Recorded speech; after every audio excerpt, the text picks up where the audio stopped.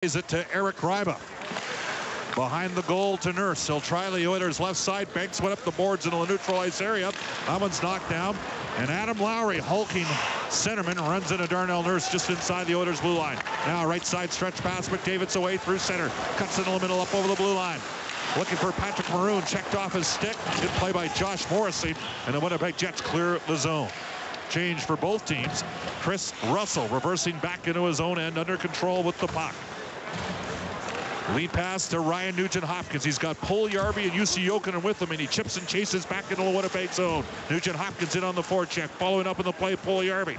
Swept off his stick, and the Winnipeg Jets are able to hoist one high off the glass and out of the zone. It's back into the Oilers' end. A minute 10 gone, first period, no score. Matt Benning through the middle, hits Nugent-Hopkins. Long wrist shot and a stick save made there by Hutchinson. Wrapped around the boards, Puljujärvi in on the forecheck. He's played into the wall by Jack Roslovic. They continue to battle away. Jussi Jokinen's got it. His pass back to the point, picked off by Chase DeLeo, former Portland Winterhawk. Starts away through center and dumps one back into the Oilers zone. Dylan Simpson is there defensively, takes a hit to make the play, and starts Caleb Jones away. He now reverses under a strong forecheck there from Michael Spacek, the former Red Deer Rebel. And then Spacek went running right into the boards. Crowd got a bit of a chuckle at, play settles down. And the Oilers will start away. Caleb Jones up the middle, lead pass. Looking for Jujhar Khaira, who had a strong performance against Winnipeg. Now to Dylan Simpson, back to Khaira through center. Khaira carries into the Jet zone, drops one off right side. Zach Kassian in on the follow-up. Cycles back behind the goal, plays it back to Caleb Jones at the right point. Back behind the net again to Kassian. Now on the right side, half boards is Letestu. Behind the goal, looking for Kassian. Kassian tries to fight free. Finds Jujhar Khaira. Now to Letestu. Short side European pass to Khaira. Just missed the short side of the net. Nurse at the point. Behind the goal to Kassian. This is good work by the Edmonton Oilers. They'll now complete a change. His fourth line was very good in their last game. They're getting another chance to play together tonight and get a good start to the game. Here's a turnover, and Brad Malone rips one in on goal. And a good save made by Michael Hutchinson. It's back to the right point. Gryba's got it. Swings it to his defense partner, Darnell Nurse. Wrists one in on goal. Glove save by the starter tonight, Michael Hutchinson. He's got something to prove here because Connor Hellebuck is battling out for the backup spot behind Steve Mason. Well, the one problem that Winnipeg has had over the last number of years is poor goaltending. They're a team that could score, but they couldn't stop the puck, and they went out and found a new goaltender. Now, who's going to be the backup? They have to be better in net if they want to move up in the standings and be a playoff team again. Chris Kelly with Brad Malone and Patrick Russell. That is the Oilers forward unit. What do we got here? Stoppage, in steps Malone now to take the draw. Both Malone and Kelly played a lot of center during the course of their careers. Kelly over 800 games in the NHL, in on a PTO. And the Jets gain puck possession off the draw. Tucker Pullman out of the University of North Dakota dumps one back into the Edmonton end. Winnipeg gets it on the forecheck. They play it behind the goal. And the Oilers lose a puck possession battle. Andrew Kopp working over Darnell Nurse. Nurse pokes it up the wall, can't clear the zone, but Russell follows up and starts away and chips it past Pullman into the Winnipeg end and then pins him against the boards. Jets come back and Kopp will start away. Former Michigan Wolverine through center. Lifts one high into the Oilers zone, and Winnipeg starts the change, and Edmonton gains possession. Through the middle, here comes Connor McDavid. Streaking right up the middle of the ice. Puck ricochets to Maroon behind the goal, looking for McDavid. He's got it. His pass attempted from Maroon. That was broken up. And the Jets play one up the wall. And starting back is Kyle Connor through center. Oh, excellent move on Matt Benning, and he got a good shot on goal. And a blocker save made by Cam Talbot. It's back to the point. Jets have it. Delayed penalty coming up. And it's lifted high in front, and Benning touches it. Winnipeg is going to get the first power play of the game, Rob Brown. They are, and it came off of a play that Kyle Connor came down one-on-one with Matthew Benning, and a little stutter step. And on the stutter step, he got Benning standing still. He went around him right after Chris Russell comes over and tries to take the play away. And I'm not sure who got the penalty. It looks like Patrick Maroon got the penalty, and now the Edmonton Oilers, who have carried the play in the first 4 minutes of this period, are going to be shorthanded here for the first time. Oilers penalty kill, sponsored by The Brick, saving you more on furniture, mattresses, appliances, and electronics. Through the first 4 preseason games, Edmonton's killed off 19 of 23 shorthanded situations. Jets, by the way, have not scored an even strength goal, FYI, in preseason. Winnipeg has it. in the corner. That's J.C. LaPon back to the right point. Dustin Byfuglien, long-range bomber, rips in wide of the net. Spacek on the left side half boards, gains possession. Talented Czech player. Now behind the goal to LaPon, or to Brendan Lemieux. It's centered in front, lifted in on goal. It's loose at the side of the net, and it hit the post. The Oilers got a break there. Byfuglien's got it again. Now left side, ripping one up high and wide was Jack Roslovic. It's back again to Dustin Byfuglien. Moves to the middle of the ice. A shot on goal, and Lemieux got a deflection. He's right in front of the goal. Geez, I wonder where he learned that from. And a save by Talbot. Lemieux's got it again. Cuts off the wall, tries a short side shot. Talbot makes another save. It's played back behind the goal. The Jets doing a good job. Lots of possession on this power play in the Oilers zone. Byfuglien swings it around right side. Nick Petan sets it up. Waits, still has it. Cuts to the middle, drops a pass down low. It's through the slot. They score! Michael Spacek, the former Red Deer Rebel, played the Memorial Cup a couple years. And Brendan Lemieux around the net. He's got a nifty set of hands. No surprise, second-round draft choice. The Jets have got a 1-0 lead. It's a power play goal. Well, Lemieux's father made a living standing around the net, Claude, and his son is the spitting image, looks just like him too. What he did is he got in front of the net, he got in front of Talbot. The puck comes to him, all the defenders come towards him, the puck bounces out, and it's a wide open net for the Winnipeg Jets to go up 1-0. They controlled the puck in the offensive zone there for the entire power play, and the Oilers got running around, they got tired, and eventually the Winnipeg Jets got the break that they needed. Oilers never got an opportunity to clear the zone, and that time we saw a bit of some of the offensive creativity of Nick Petan as well. This guy was a big scorer in junior with the Portland Winterhawks. Quiet last year offensively, just one goal in 54 games. Winnipeg up 1-0. And the Oilers now send out Ryan Nugent-Hopkins along with Puljujärvi and Jokinen. And Jussi Jokinen deflects one deep back into the Winnipeg zone. In on the forecheck goes Jesse Puljujärvi. Nugent-Hopkins supports the play. It's down in the right corner. And Josh Morrissey loses a puck battle. Dylan Simpson zips one in wide of the net. Puljujärvi tries to poke it free. Gets it to Nugent-Hopkins. Now to Caleb Jones. Back to Nugent-Hopkins. It was a soft pass picked off. And the Jets start back the other way. Adam Lowry. His father Dave, longtime NHLer. You would have played against him. Did you ever play with him? I never played with him, played against him. He was an honest player. You knew when you played against him. He brought it in, did Adam Lowry into the Oilers zone, lost possession, and the Jets make a change, as do the Edmonton Oilers. 1-0 to score, 5:40 gone, first period. Edmonton undefeated in preseason. They bank one back into the Jets zone. It's played behind the goal. Malone forces a turnover with Chris Kelly, swept through the crease. And Patrick Russell couldn't negotiate contact on a centering pass. Winnipeg gains possession, wraps one high around the boards, and it evades the Oilers' Matthew Benning, and Russell is there defensively back in the Oilers zone. Forced on the play by Chase DeLeo, and a long right side bank pass to Russell, and he'll chip it back into the Winnipeg end. 6:10 gone, first period. 1-0 the Jets lead on a Spacek power play goal. As Dustin Byfuglien starts to rush the other way for Winnipeg. Plays it behind the goal, comes around the right side wall. Big collision there as Maroon sent his man hurtling to the ice. And that was J.C. LaPon. And here comes Connor McDavid down the right side, one-on-one, tries to hop around his man. Good defensive play by Dmitry Kulikov. Longtime Florida Panther. Maroon's got it. Right side half boards. He drops it off for McDavid. Now behind the net, Ryan Strome. Centering pass in front. It's going to come back to the right point. Gryba keeps it in. Plays it behind the goal. Looking for Ryan Strome. He and Maroon outman the Jets. Come away with puck possession. The Oilers with a short cycle back behind the goal. And finally, Winnipeg's going to wrap one around the boards and get it out. 7 minutes gone, first period. 1-0 Winnipeg with the lead. A pass, Maroon looking for McDavid. That's broken up by LaPon, and then Maroon had a stick slash, no call.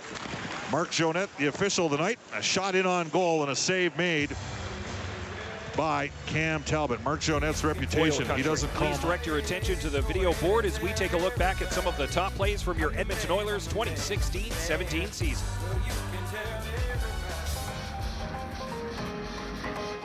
Carolina changing. Oilers take advantage. Here comes McDavid cutting for the net. McDavid scores! What a save by Cam Talbot.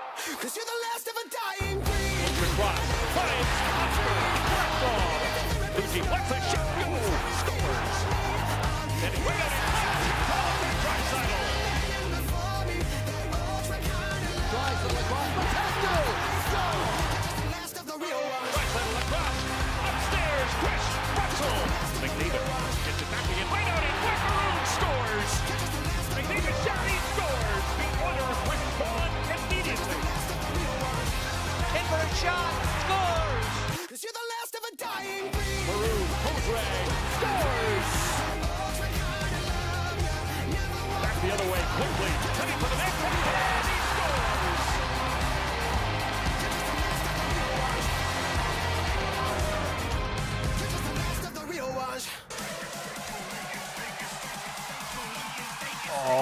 right, Rogers Place. Who's hungry?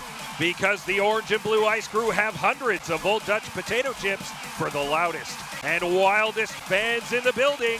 So let them hear you as it's time once again for an Old Dutch snack attack!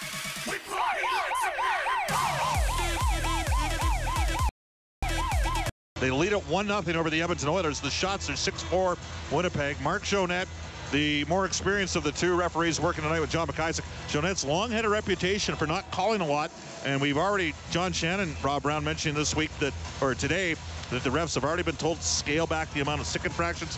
We've already seen it.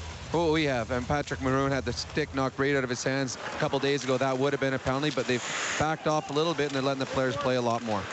Off the draw, Oilers cleared out. Jets rim it back in.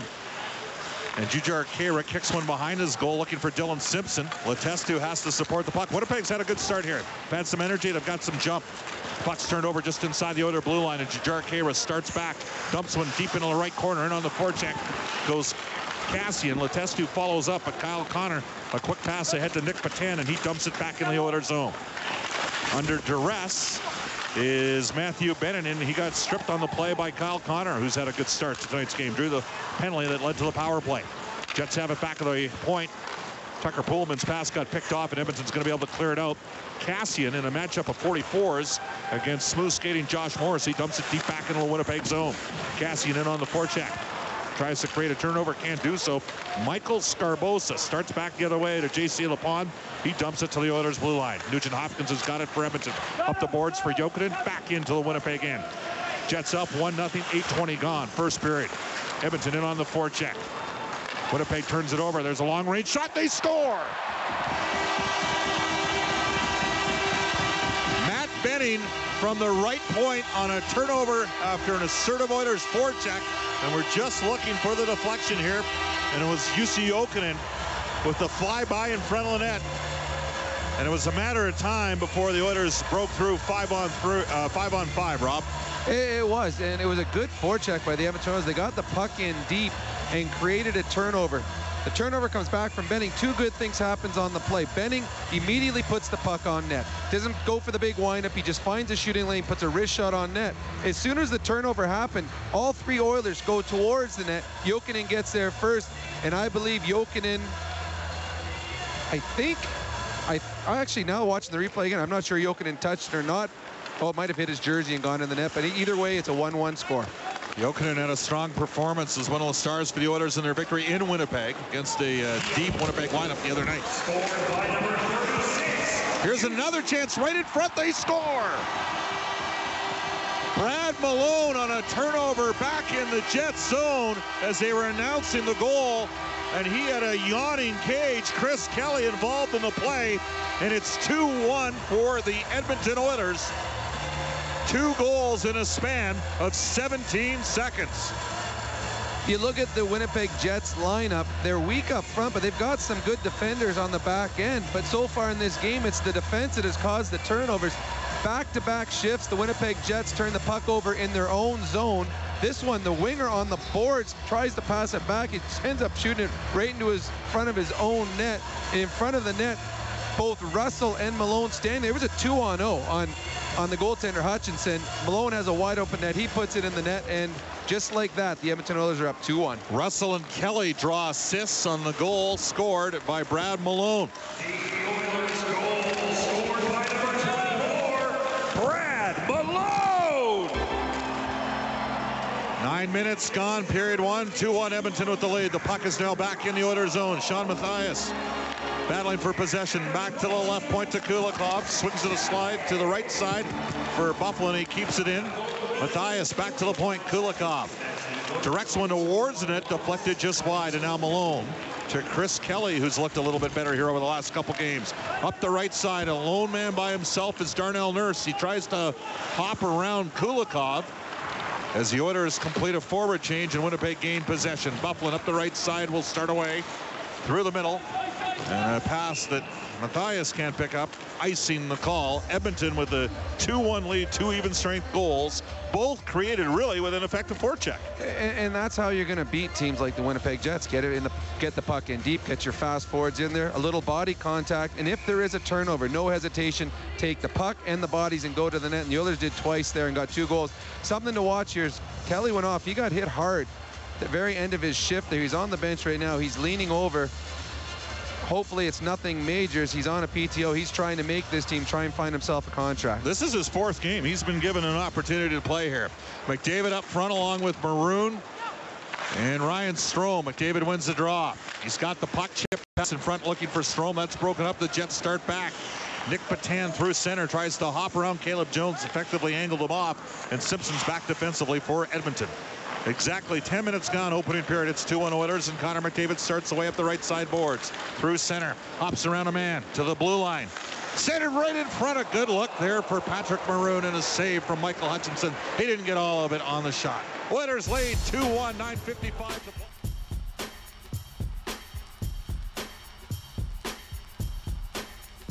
All right, Oiler fans, welcome again to Rogers Place. My name is Chris Sheets. I'm Kissin' Country 103.9, but most importantly, this is Kyle Just, and he's about to play the Edmonton Oiler goalie helmet shuffle. Now, we're going to put 3 helmets on the screen. The most important one is the one that's got the puck under it. We're going to shuffle him up, and if he knows where it is when it's all said and done, he's going to win a great new Oiler sweater. You ready to go? Woo! You bet, man. All right, let's do it. 3, 2, 1, shuffle.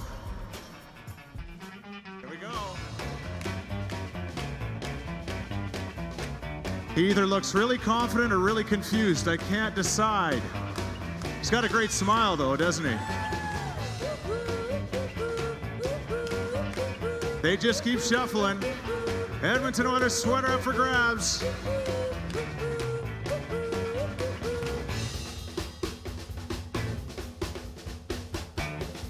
All right. You may want to ask the crowd for help. Do you want to phone a friend?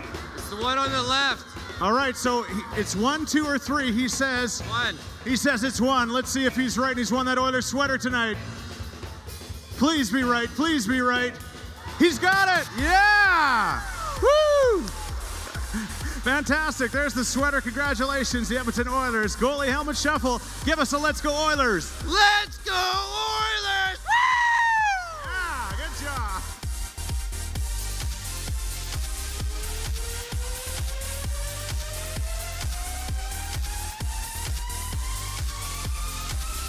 Back, everybody. Bob Stauffer, Rob Brown, Reed Wilkins, Oilers Radio Network. Edmonton out shooting Winnipeg 8-6, leading 2-1, 2 even strength goals from UC Jokinen and Ryan Malone. Great opportunity just now for Patrick Maroon, Rob Brown. Well, that was all created with the speed of Connor McDavid. He goes wide, and the defenseman turned to go with him. Maroon makes the right play, goes into the high slot, doesn't get everything on the shot, but you're starting to see the chemistry now between those two, that they know exactly where they should be at all times. Face off back in the Jet zone. It's kept in at the left point, deflected just wide of the net. Russell played it to the goal. Maroon's got it. Swings up the right side half boards. Now button hooks back behind the goal, looking for Ryan Strome. Strome snowshoes it free, gets it to Connor McDavid. Back to the right point, Matt Benning. Benning directs one behind the goal, looking for Strome. In on the forecheck is Maroon as well. Now McDavid's got it. Left point, back to Chris Russell. Russell back to McDavid. He couldn't pick it up cleanly.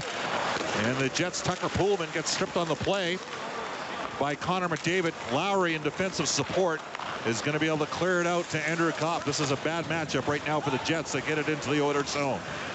Well, I'm not sure there's any good matchups around the National Hockey League going against Connor McDavid, but the Oilers right now, since they fell behind 1-0, they started to turn up the forechecking, and the play has been tilted towards Winnipeg's end. Both teams changing on the fly. The Oilers start away through the middle. Zach Cassian cuts from the right to the left, hops around his man. That's Julian Melchiori. Drops one off in front. 2 cracks at it for Jujhar Khaira, and he couldn't finish it home.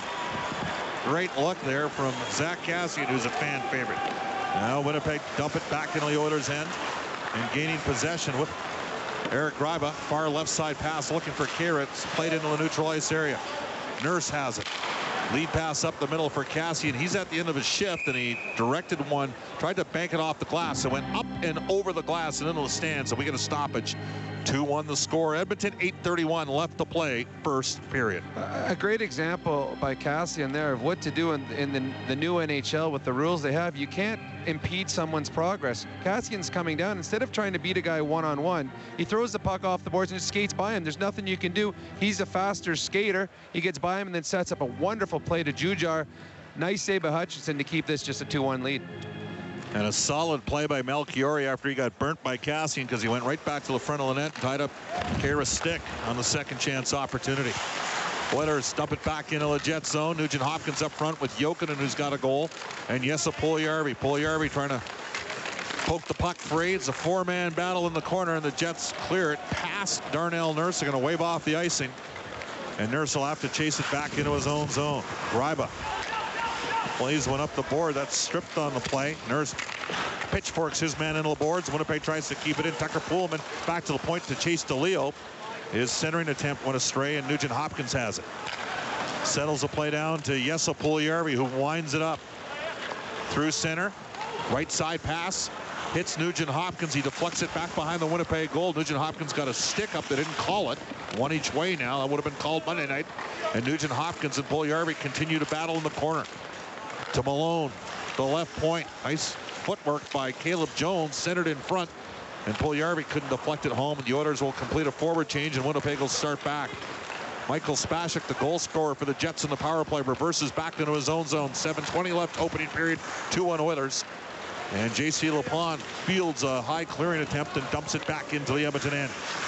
Lepond takes out Dylan Simpson. Simpson, though, cleared it out. Jets have puck possession back just inside their blue line. Julian Melchiori blasted into the boards there by Malone. Gets it up the wall, and it's dumped back into the Edmonton end. In on the forecheck, Melchiori keeps the puck in. Good job there. J.C. Lepond, former Kamloops Blazer, battles away with Brendan Lemieux. Two tenacious forwards for the Jets. A shot to the front of the net. There's an open man back door. They can't get him the puck. Now Scarbosa, excellent American Hockey League player, tripped on the play. No call coming, and Edmonton's going to be able to clear it out. You can hear Scarbosa yipping a bit. Thought there should have been a penalty call. Patrick Russell couldn't get it deep.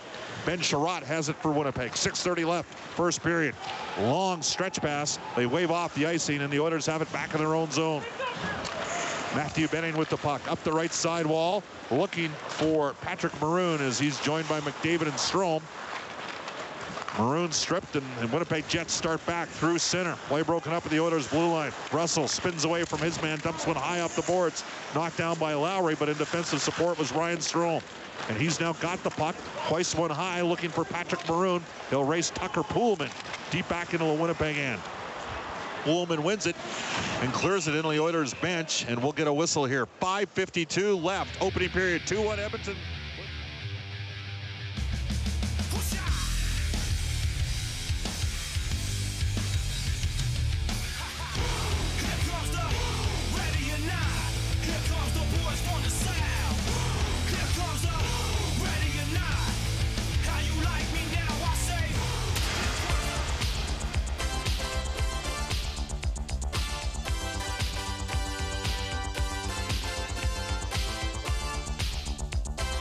Ford and the Edmonton Oilers would like to welcome tonight's Ford Fun Zone recipients, Kids Sport Edmonton. Thanks for coming out. We hope you enjoy tonight's hockey game.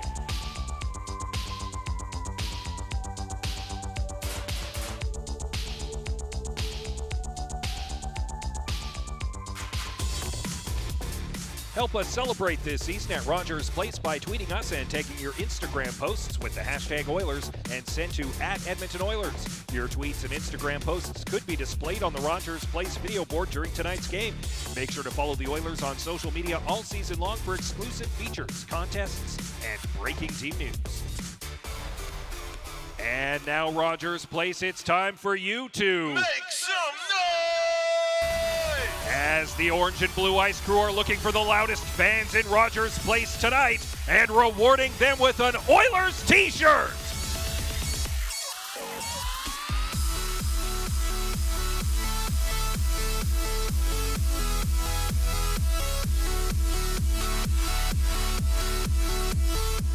Welcome back, everybody. Ford Dealers NHL Hockey and the Oilers Radio Network. Bob Stauffer, along with Rob Brown, Reed Wilkins. Edmonton leads at 2-1 over Winnipeg.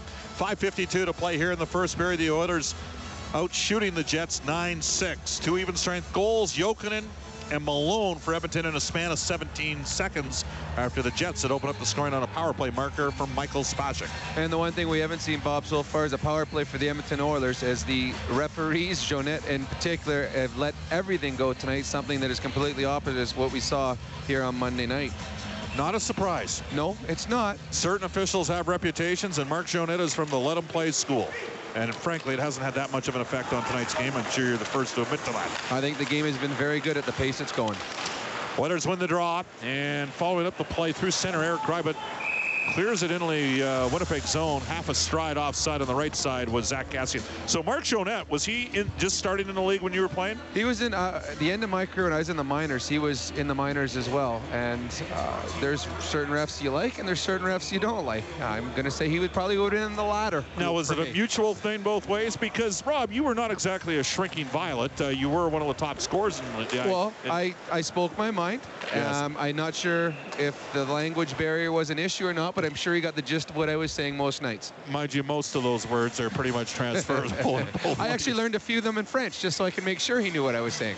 Just like Eli Nastase, the legendary Romanian tennis player. He had learned various profanities in different languages. We have an icing call and a face-off back in the Winnipeg zone. 5.5 minutes left in the opening period, and out comes Jujhar Khaira along with Zach Kassian and Mark Letestu for Edmonton. Jack Roslovic, a star at Miami of Ohio, had a decent campaign last year in the minors for the Jets organization to take the draw. 13 goals, 48 points in 65 games, but he was dash 17 for the Manitoba Moose. Roslovic wins the draw, and Nick Patan tries to clear it past another fellow former Portland Winterhawk, and that's Caleb Jones. Couldn't do so, and the Oilers start it back the other way. Kassian jumps up in on the forecheck. It's a piece of Kulikov. Kulikov fights away. Kassian wins the puck battle behind the goal, and good work by Kulikov. He came right back at Kassian and is able to clear it out. Dylan Simpson reverses into his own zone now for Caleb Jones. He'll start away through center. Jones can skate, hops into the Winnipeg blue line, but lost puck possession. And Nick Patan for Winnipeg poked it up the middle. And Kulikov has the puck, and he'll settle play down as Winnipeg tries to complete a change. They had too many men on the ice, and they got away with it. Chase DeLeo up the right side. Big collision with Caleb Jones, and they call the penalty.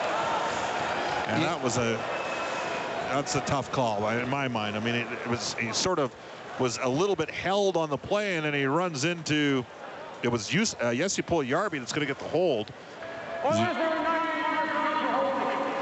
He was angling off the Winnipeg forechecker, and then Jones stood him up.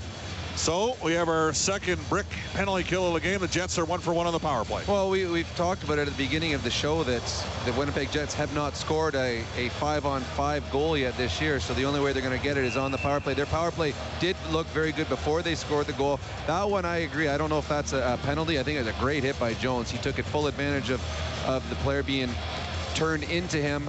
I'm not sure about the call, but the Oilers now have 2 minutes to kill off. Nugent Hopkins wins the defensive zone draw, and sending it the length of the ice for Edmonton is Jussi Jokinen. Dustin Byfuglien starts away through center. It's interference in the Edmonton blue line, no call, and Jets follow it up, bring one around the boards, and it's going to come to Spacek, the goal scorer for Winnipeg in this game. Sets it up on the Winnipeg left side half boards. Still has the puck. Now he pops one down low, deflected in on net by Brendan Lemieux. Good save by Talbot. It's back to the point for Dustin Byfuglien. Left side now for Spacek. Midpoint for Byfuglien. Right side for Patan. His shot was blocked by Chris Russell with his excellent puck retrieval skills, and he wraps one around the boards and out of the zone. 1:14 left in the brick penalty kill for the Oilers. They lead it by a score 2-1, and Byfuglien has it back behind the Jets' goal. Left side pass for DeLeo. Comes right up the middle into the Oilers zone. Looking for J.C. Lepon. Good defensive read by the Oilers' J.J. Khaira. Lepon, who's not afraid to drop the gloves. He's going to go here with Jujhar Khaira. Khaira's got him strung out. Lepon trying to get his bearings here. Starts chucking him with the right hand. Now pinned up against the glass. Khaira's got Lepon tied up. Khaira's trying to swing free. Lepon's a tough little guy. He can go pretty good. Switches hands. Tries to go lefty with a couple. Now comes back with the right. Khaira continues to push him outside. Knocks his helmet off with a punch. Back comes Lepon with a couple. Kara continues to manhandle him a bit. He's got him forced up against the wall. A couple booming right hands for Jujhar Kara in a spirited tilt. And these two guys are not happy with each other. The extra minor is going to go to J.J. Kara, but he got a couple dandy right hands in at the end of the fight. Well, he's continued to impress. Now, here's the penalty. They're going to show it here. That is a bad call right there. That, I think, is more the player, Lepond, falling down, losing his balance. He put himself in a bad position there. And then coming out of it, Lepond gets up and cross-checks Kara in the face. That's when the fight starts. So it should have actually evened out. I doubt it will, but it should have. But Kara continues to impress. He comes back. He's a great stick coming back on the back check. Then he throws the big check, and then he defends himself with a big fight. He has been very, very good. We have some chirping going on here. Nurse and Brendan Lemieux are talking. Brendan Lemieux was an agitator that played for Barrie in the OHL, and of course Darnell was the captain of Sault Ste. Marie Greyhounds back in the day. I fought his dad, Lemieux's dad, once. You fought Claude? Yeah, couldn't put my helmet on the next day because I had too many welts on it. Well, the thing about Claude is when he actually wanted to drop the gloves. He was tough, yeah. He was tough. Yeah, I found that out. Someone should have told me that before I dropped my gloves with him, but... All right, how did you beat Everett Senepass and lose to Claude Lemieux? That's what I want to know. You know, some days you have good days, Bob. Some days you don't. Is it a 5 now? Because we think they missed the cross check with Lepond coming back as they show us another replay of the fight here. I think it's going to be a 57-second 5-on-3 for the Winnipeg Jets. Yeah, it is. They've got 2 penalties now up on the board for the Edmonton Oilers. They had the original called on Kara, and it was a bad call, but it was they made the call. But Lepond got up and cross-checked Kara in the face, and that's why the fight started. And they missed it. They did. They missed it, and now the Edmonton Oilers. And you know what? If you're Kevin Cheveldayoff and the Jets, you love the response by Lepond. Absolutely, you do. Right? And a great fight by both I don't men. think we got a little bit of bite in this game tonight. There's nothing wrong with that. Well, the Winnipeg Jets, they're notorious for having a little bite in their game. The Edmonton Oilers certainly can back it up nowadays. So it's a 5-on-3 held right off the draw, and they got it. They called it right away. Nick Patan held Chris Russell as he was trying to clear the zone, and the 5-on-3 it becomes a 4-on-3 in 6 seconds. That is just a immature or an inexperienced play right there by Patan. You can't do that. You have a 5-on-3. You lose the race, you let him ice it. You've got another minute of 5-on-3. Let him ice it. Do not put yourself in a position where you can get called against you. That was so easy for the referee to make the call. And good play by Russell, winning the race to the puck, getting the puck down, drawing the penalty. Back to those puck retrieval skills. So 2-1 Edmonton leads here. 3:35 left first period. We're going to play 4-on-3 hockey for the next 50 seconds. Letestu with Benning and Russell. And the Jets set it up back behind the goal. Through center. Roslovic chips it back in the Oilers zone. Russell battles for possession along with Letestu. Chipped it up the boards, couldn't get it out. Bufflin's got it at the right point. Moves now to the midpoint. Now on the right side half boards. Left side looking for Roslovic. Back to Bufflin. Back to Roslovic. Through the seam, picked off. Great stick by Letestu, and Benning sends it down the length of the ice. 10 seconds left in the brick penalty kill on the 4-on-3, and then Jesse Puljujärvi will step on the ice. Connor McDavid out for Edmonton. Through center, Tucker Poole until the Oilers blue line stripped on the play. But he got it deep into the Oilers zone. Edmonton's back to full strength. We're going to play 4-on-4 hockey. Gribas pitchforked his man on the boards. That is Spacek. And now a chance for McDavid through center, hops up to the left side, up over the line, drops one off. Nurse fanned on his shot. Great opportunity for Darnell Nurse, and he healed it. And then Nurse reverse pivots back into his own zone.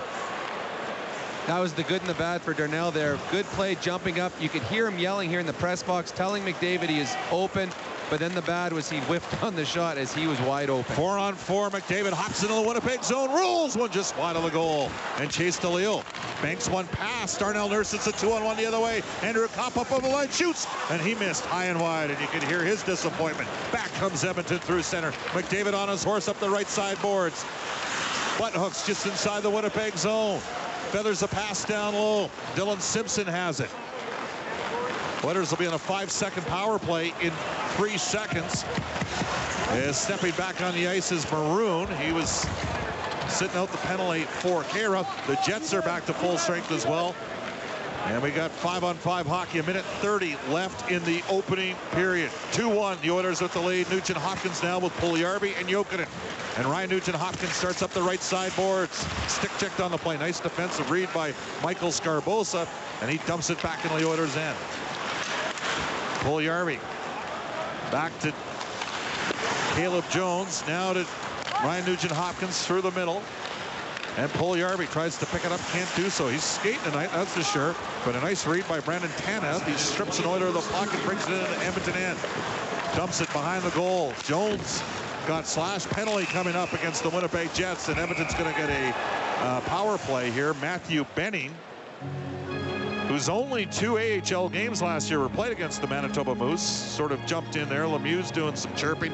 A slash the call with 53 seconds left. And the Oilers are going to go on the power play.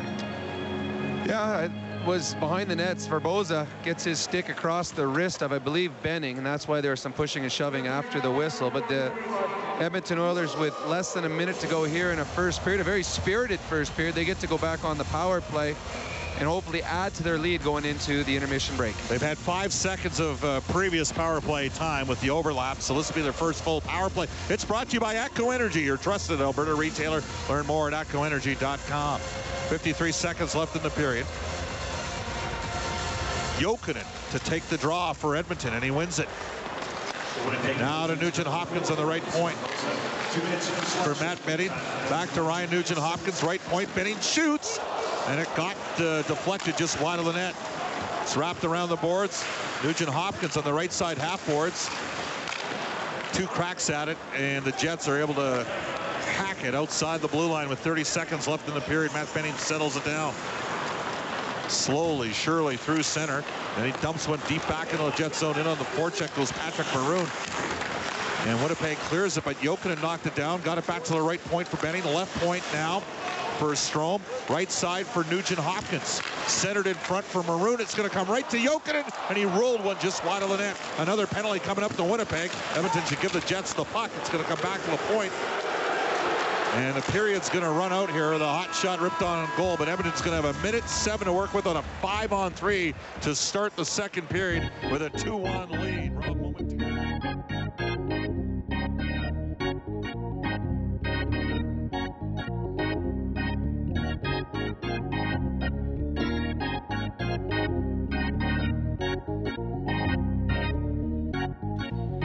And that's the end of the first period with the score. Your Edmonton Oilers 2, the Winnipeg Jets 1. Please take a look to the video board for the first period scoring summary.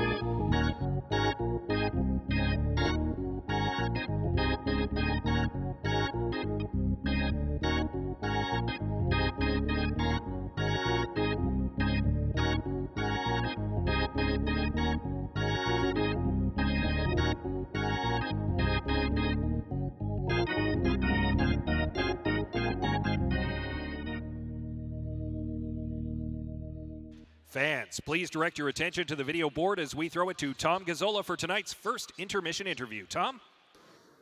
Thank you very much, Scott. Matthew Benning and the Oilers lead the Jets 2-1 after 1. Matt, maybe what did you like about that period for you guys and some of the things you want to see your team work on going into the second here?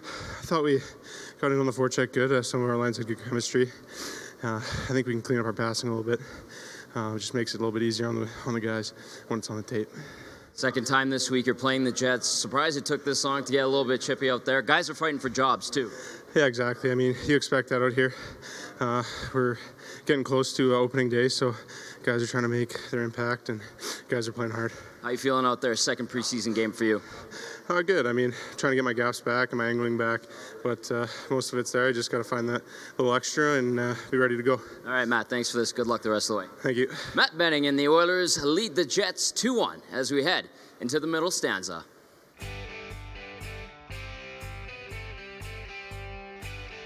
Get your 50-50 tickets brought to you by RE/MAX. Watch the digital total grow on the video board. Currently, the total pot is at $31,757.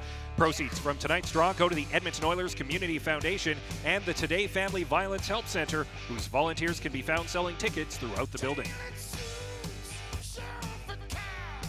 Hey Oilers fans, visit the Oilers store tonight to get your hands on the brand new Adidas Adizero jersey.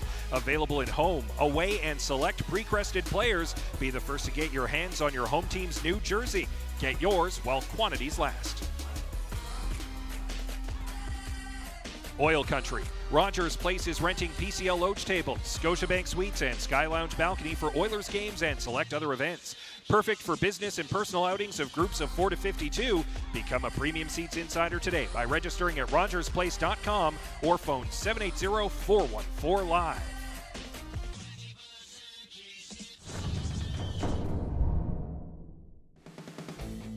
I shot it low gloves trying to warm him up. About to go in.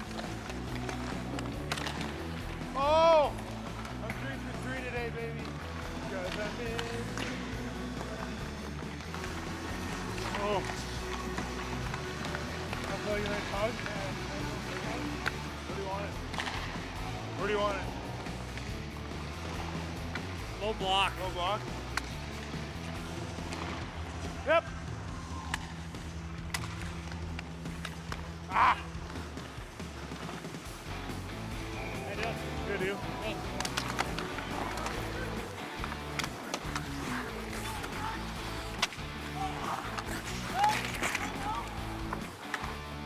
Good job, boys. Keep going.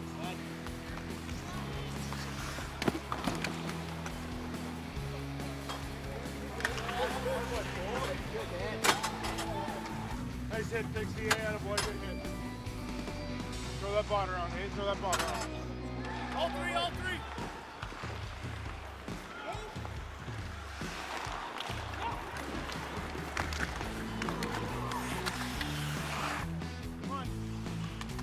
Back checks out.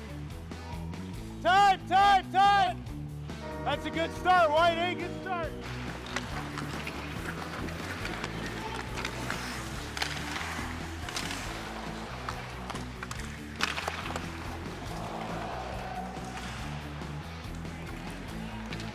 This is the tips. Yeah.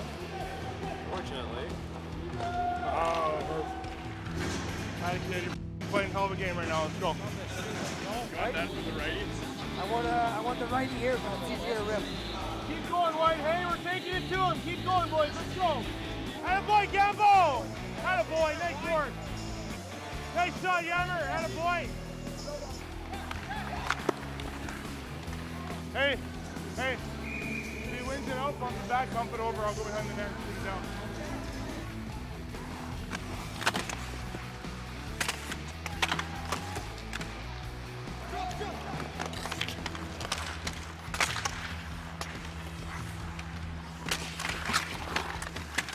Hey, if you got nothing in the ozone, regroup. Hey, regroup. Take it out. Take it out.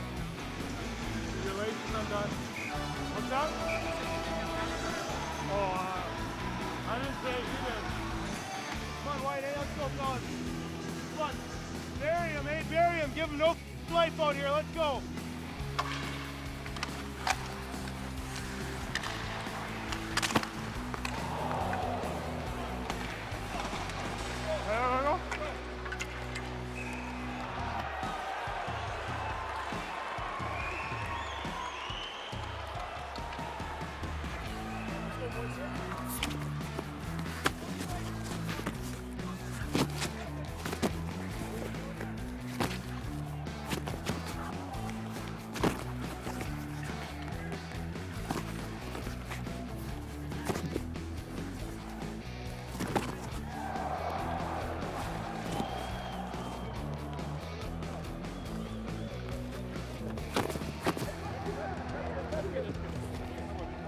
That one back there. Good fight.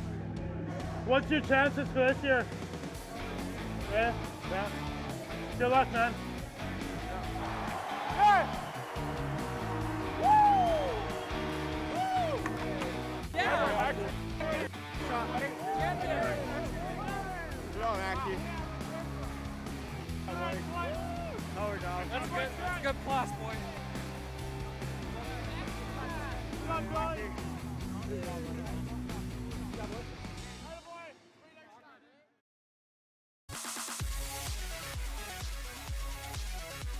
Hot and Fresh Pizza 73, proudly serving Edmonton and area for 30 years. Available in the concessions. Pizza 73, score with the best slice in town.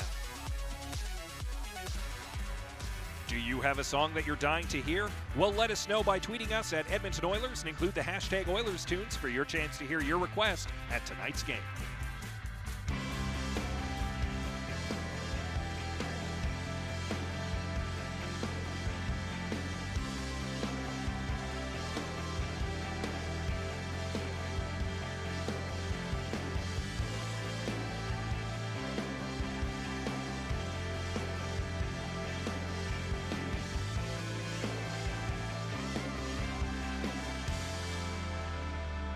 I've been roaming around, always looking down at all I see.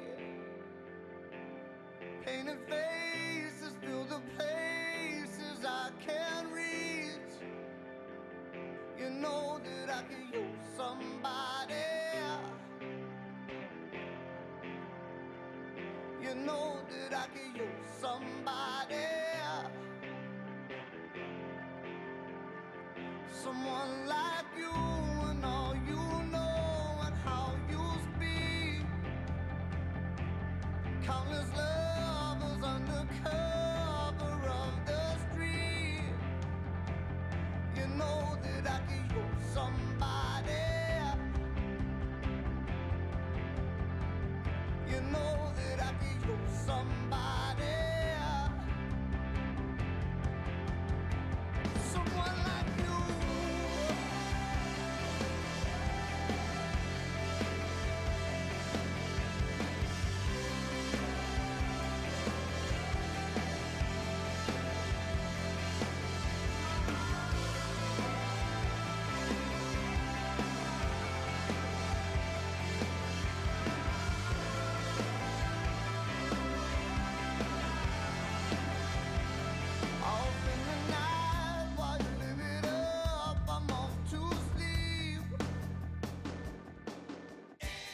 Oil Country. Direct your attention to the video board as we get to know professional bull rider Zane Lambert ahead of the 2017 PBR Global Cup at Rogers Place, presented by Encore by Epcor.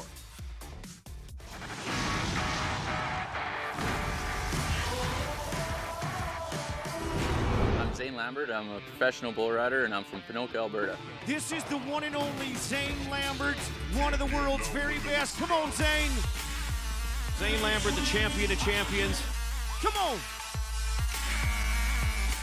Zane Lambert has punched his ticket into our championship round. I've been out here for 10 years, so I've been out here for a while. I've been doing this for a while, so it's been a good little journey, and find myself in Pinoca, and I love it there. I got 3 really good traveling partners and lots of cowboys very close, so it's kind of the heart of it for us here in Canada, and 2 of our biggest contractors in Canada are within half an hour from my house, so it gives me lots of opportunity to see the bulls and to see the guys that are traveling with the bulls and really stay in touch with it. And I think the more I can be involved with it, the better it comes out in my riding. Zane Lambert, he needs a ride. I rode sheep. Yeah, so it's been in me since I was a kid, since I was wearing diapers. I think I definitely can rope and can ride horses and do all the other events, but I really like the bull riding because I love what I do, and if you don't have passion for what you do, you're not going to be very successful at it. Year after year, you have backed that guy into a corner, and man, he comes out fighting it. Don't you ever count out Zane Lambert. Well, I think the Global Cup coming to Edmonton is an awesome experience, or awesome opportunity for us here in Canada. For it to be here in Edmonton, it's going to be very comfortable for us guys riding. Here in Canada, we're going to be just in our backyard, and bringing a quality event like this to Canada for the first time is going to be really cool for our fans to see, for our families to see. It's cool to be Canadian, and this is going to be a good event to show that, because we got some really cool, talented bull riders, and the world needs to see. To bring that up here to Edmonton is pretty cool.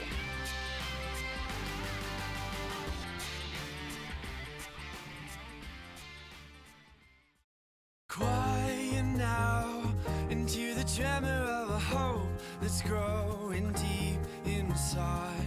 Hand to mouth, our secret whispers of a dream to roll our tired skies. And with a full heart, opening eyes. I see the headlights turn into sunrise.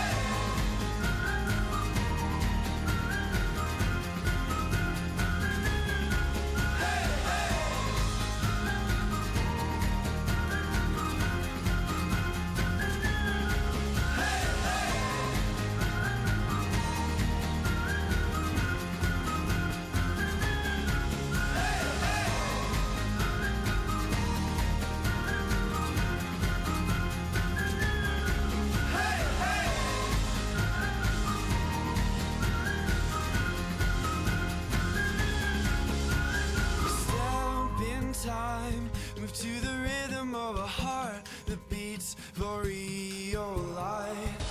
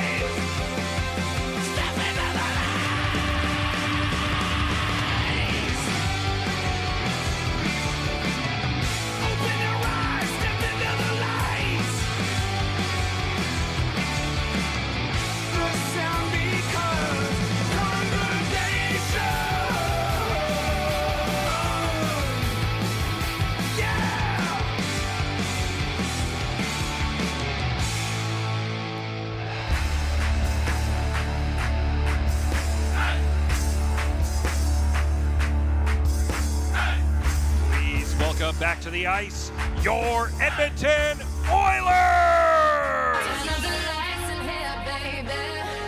Extra bright, I want y'all to see this. Turn up the lights in here, baby. You know what I need, want you to see everything, want you to see all of that. And now please direct your attention to the video board for the first period highlights.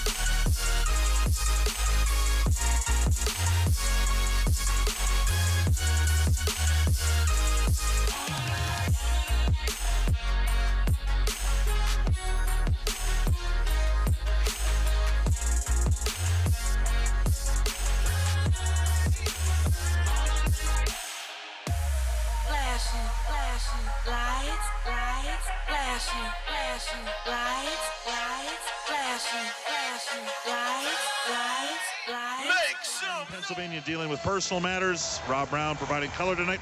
Quickly, let's go to our adjustment of the game, brought to you by Alberta College and Association of Chiropractors. If it hurts, see a chiropractor. Visit albertachiro.com. The Oilers lead the Jets 2-1 after 1. Rob? Well, the adjustment by the Oilers happened in the first period. After about 5-6 minutes, the Oilers decided to start getting the puck in deep, started forechecking and forcing turnovers, and because of that, they scored 2 goals, got the lead, and have since taken over the hockey game. And Edmonton starts the second period on a 5-on-3 power play for the next minute and 7 seconds. Letestu, Maroon, Strome, Matthew Benning, and Connor McDavid.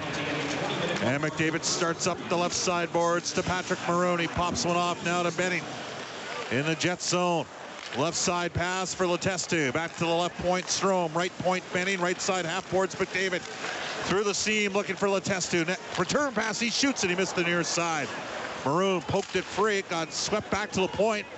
Strome briefly keeps it in. Letestu eats the puck, but makes a good play briefly. Strome's got it again. 30 seconds left in the 5-on-3. Now Letestu.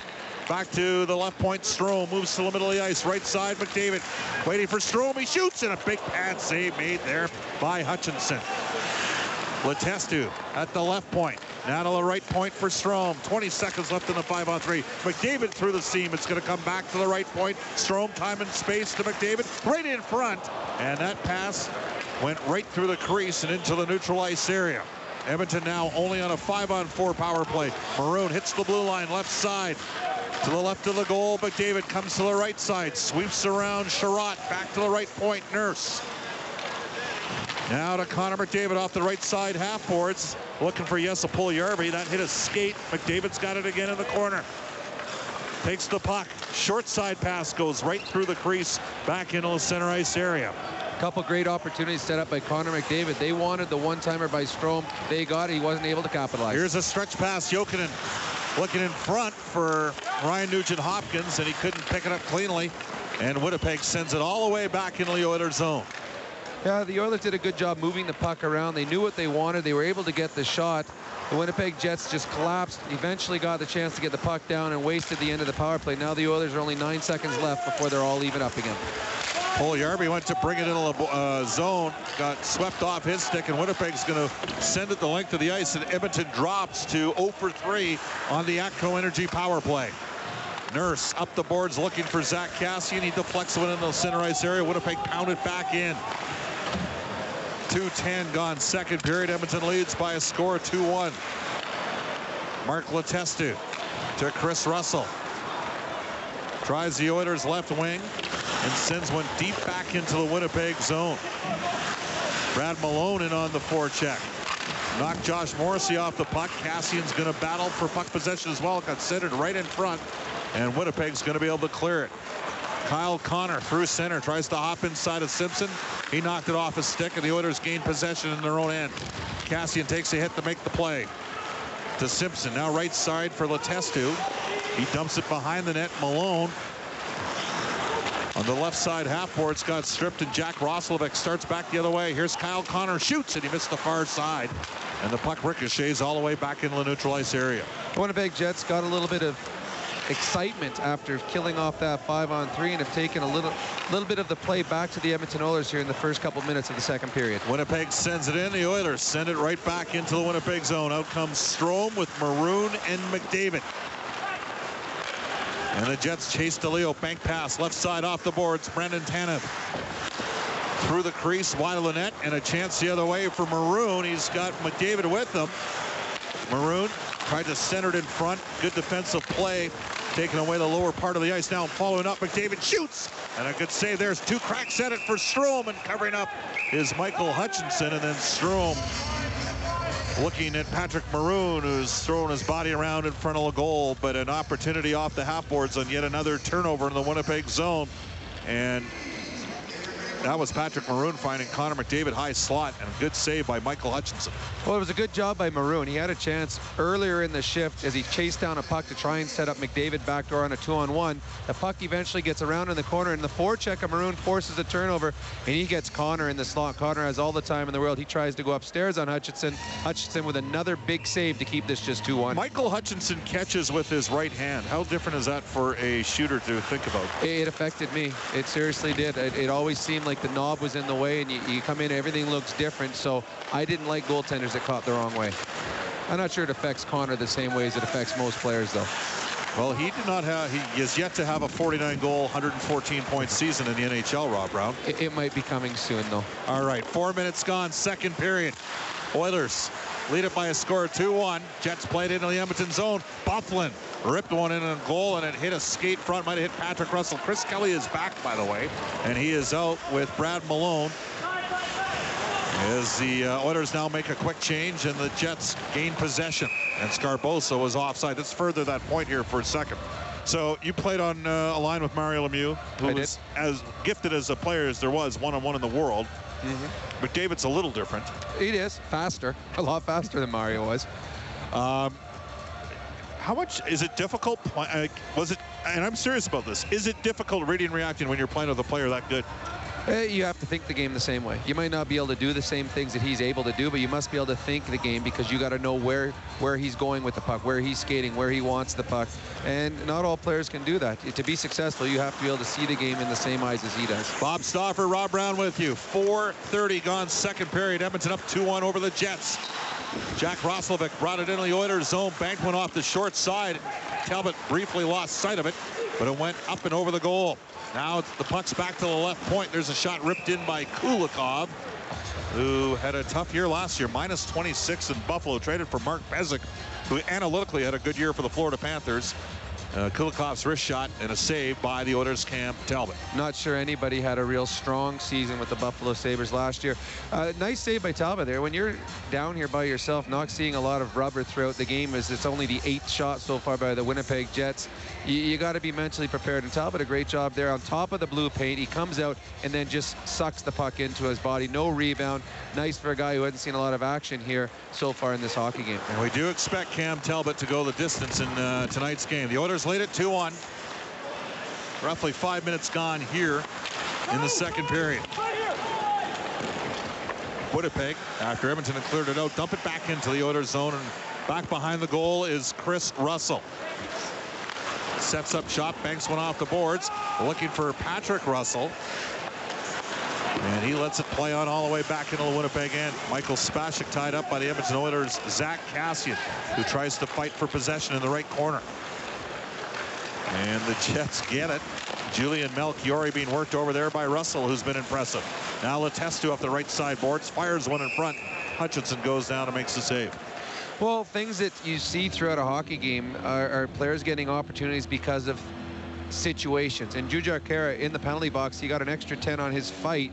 All of a sudden, a guy like Russell gets to go with a Kassian and a Letestu. Two guys are going to be on the team this year, and has a very good shift, creates a turnover in the corner. Eventually, he goes to the front of net. Letestu has a good chance. Russell, I didn't know a whole lot about this player coming in, but he's got hustle.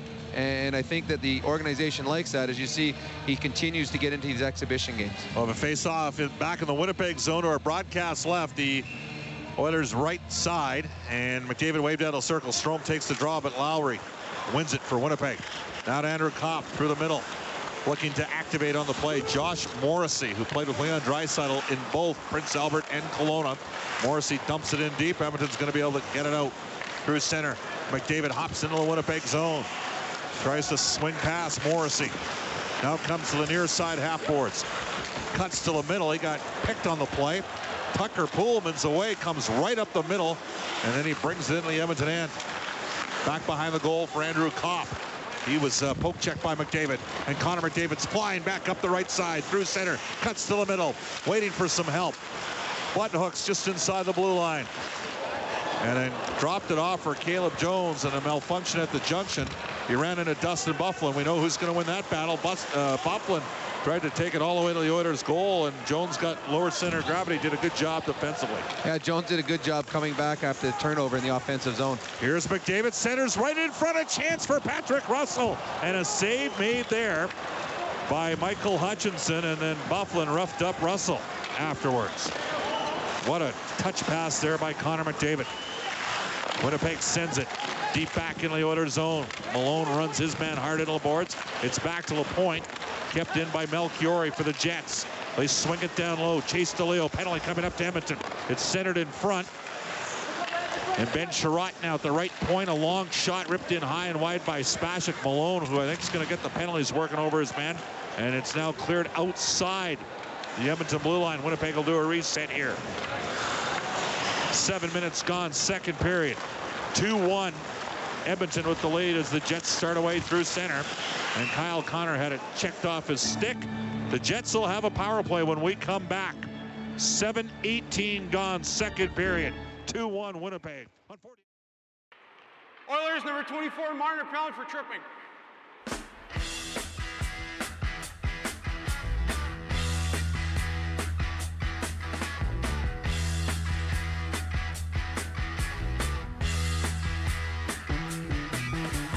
Get your motor running.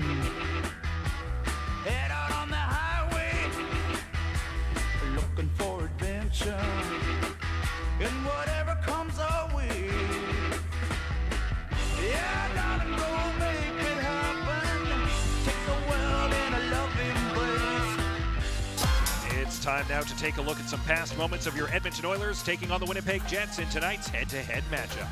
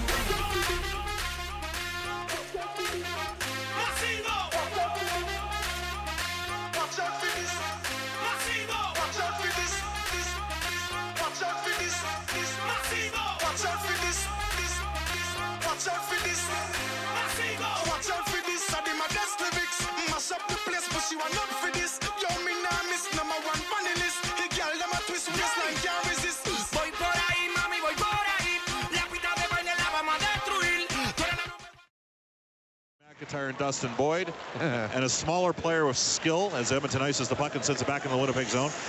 Smaller player with skill that got a massive hit on a tough guy. Pavel Bure, the mother of all elbows. Remember that one? I do remember that one, and they weren't called elbows back then. They were called sending a message. And the Chief never saw it. Oilers win the draw. They send it the length of the ice. Craig Berube. He was a teammate of mine in junior, my line mate in junior. That was an unbelievable hit. Yes. Edmonton clears it again the length of the ice. Winnipeg starts out in the power play. There's 30 seconds gone. They bring it to the Oilers blue line. Spacek had it knocked down by a former Red Deer Rebel himself, Ryan Nugent-Hopkins, and it's played back into the neutral ice area. Nick Patan winds it up. We'll try the left side through center for Winnipeg. Stops just inside the Oilers blue line. Now on the left side, half boards. Banks went back to the point for the aforementioned Dustin Byfuglien. His centering pass in front got knocked away, and Brendan Lemieux got two-handed in front. It was a thing of absolute beauty by Darnell Nurse, and he wasn't very happy with that. As you could tell by our effects, the Oilers cleared the length of the ice. Now the Jets, long stretch pass. J.C. Lapont rips one off the short side. He scores! Wow! Cam Talbot, the puck ricocheted off of Talbot. It hit the post. Talbot thought it had wrapped around, and instead it banked off the short side. Second power play goal of the game. And J.C. Lapont, a hard-working player, had a cup of coffee at the World Junior program one year out of the Kamloops Blazers. He ties it. Banked off of the back of Talbot's skate. And Caleb Jones' stick wasn't active enough, and LaPon taps it into the empty net. It never actually hit Talbot's skate. It banked off the back of the post, and LaPon taps it home. Well, the Oilers got caught sleeping as the Winnipeg Jets changed on the play, and LaPon just stood at the far blue line. The Oilers defenseman Jones didn't see him, and there's a long pass all the way up from goal line to blue line. He goes in on a partial breakaway. The puck hits the crossbar, as you said, hits the back extension. Talbot thinks it's going around. He's looking the opposite way. Puck hits the net, goes right to LaPon. He has a wide open net to put it in the net. So the Winnipeg Jets, who've been thoroughly outplayed for most of this game, are now tied 2-2 here in the second. Jets are 2 for 4 on the power play. Edmonton is 0 for 3, and Edmonton had north of a minute to work with on a 5-on-3. Out comes Maroon with Strome and McDavid. Ryan Strome brings it into the Jets zone. Centered in front. It's going to come back to the right point. Matt Benning pops it down low for McDavid. And a misread there. And Winnipeg's going to be able to clear it out. LaPon, the goal scorer. Now Sean Mathias brings it into the Oilers zone.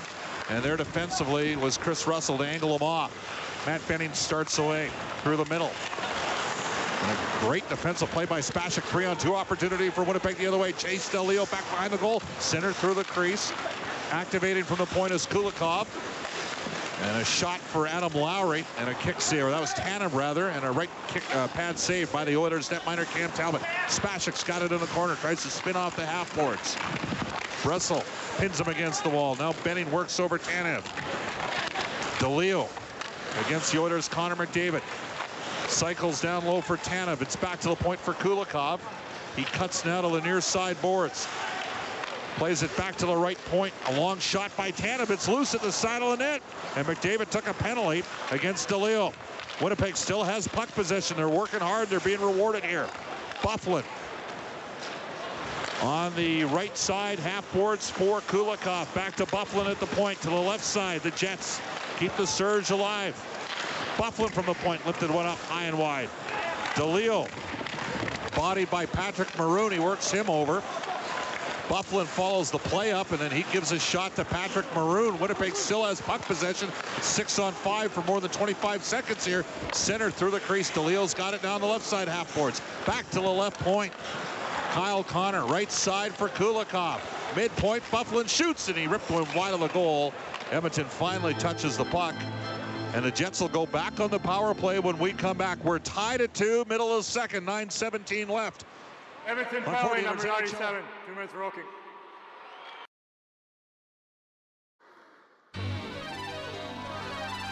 All right, Oiler fans, I'm here with Matt from Morinville. It's time to play the Oilers Fortune Flash. Now, this is just like Wheel of Fortune, so I know he watches More Young and the Restless, but he also watches Wheel of Fortune occasionally. He's going to be just fine. He's going to win that beautiful Oiler jersey right there if he can get this phrase. Now, it's a place, and because we love everybody in Morinville, including Matt, we're going to give you some letters, okay? We're going to give you R-S-T-L-N-E. Now we're going to challenge the Morinville school system and ask you to give us 1 vowel and 3 consonants. Can you do that, Matt? I think so. All right. O-C-M-P. O-C-M-P. We're going to give him 20 seconds on the clock after we put his letters on it. We're going to find out if he can do this tonight. He might need your help. Talk it out, buddy. Talk it out. Face-off circle. There you go, ladies and gentlemen, the pride of Morinville right there. He got it quick and easy, and he's won this beautiful Oiler jersey, Oiler sweater, that is. Congratulations. Give us a Let's Go Oilers. Let's go Oilers! Woo!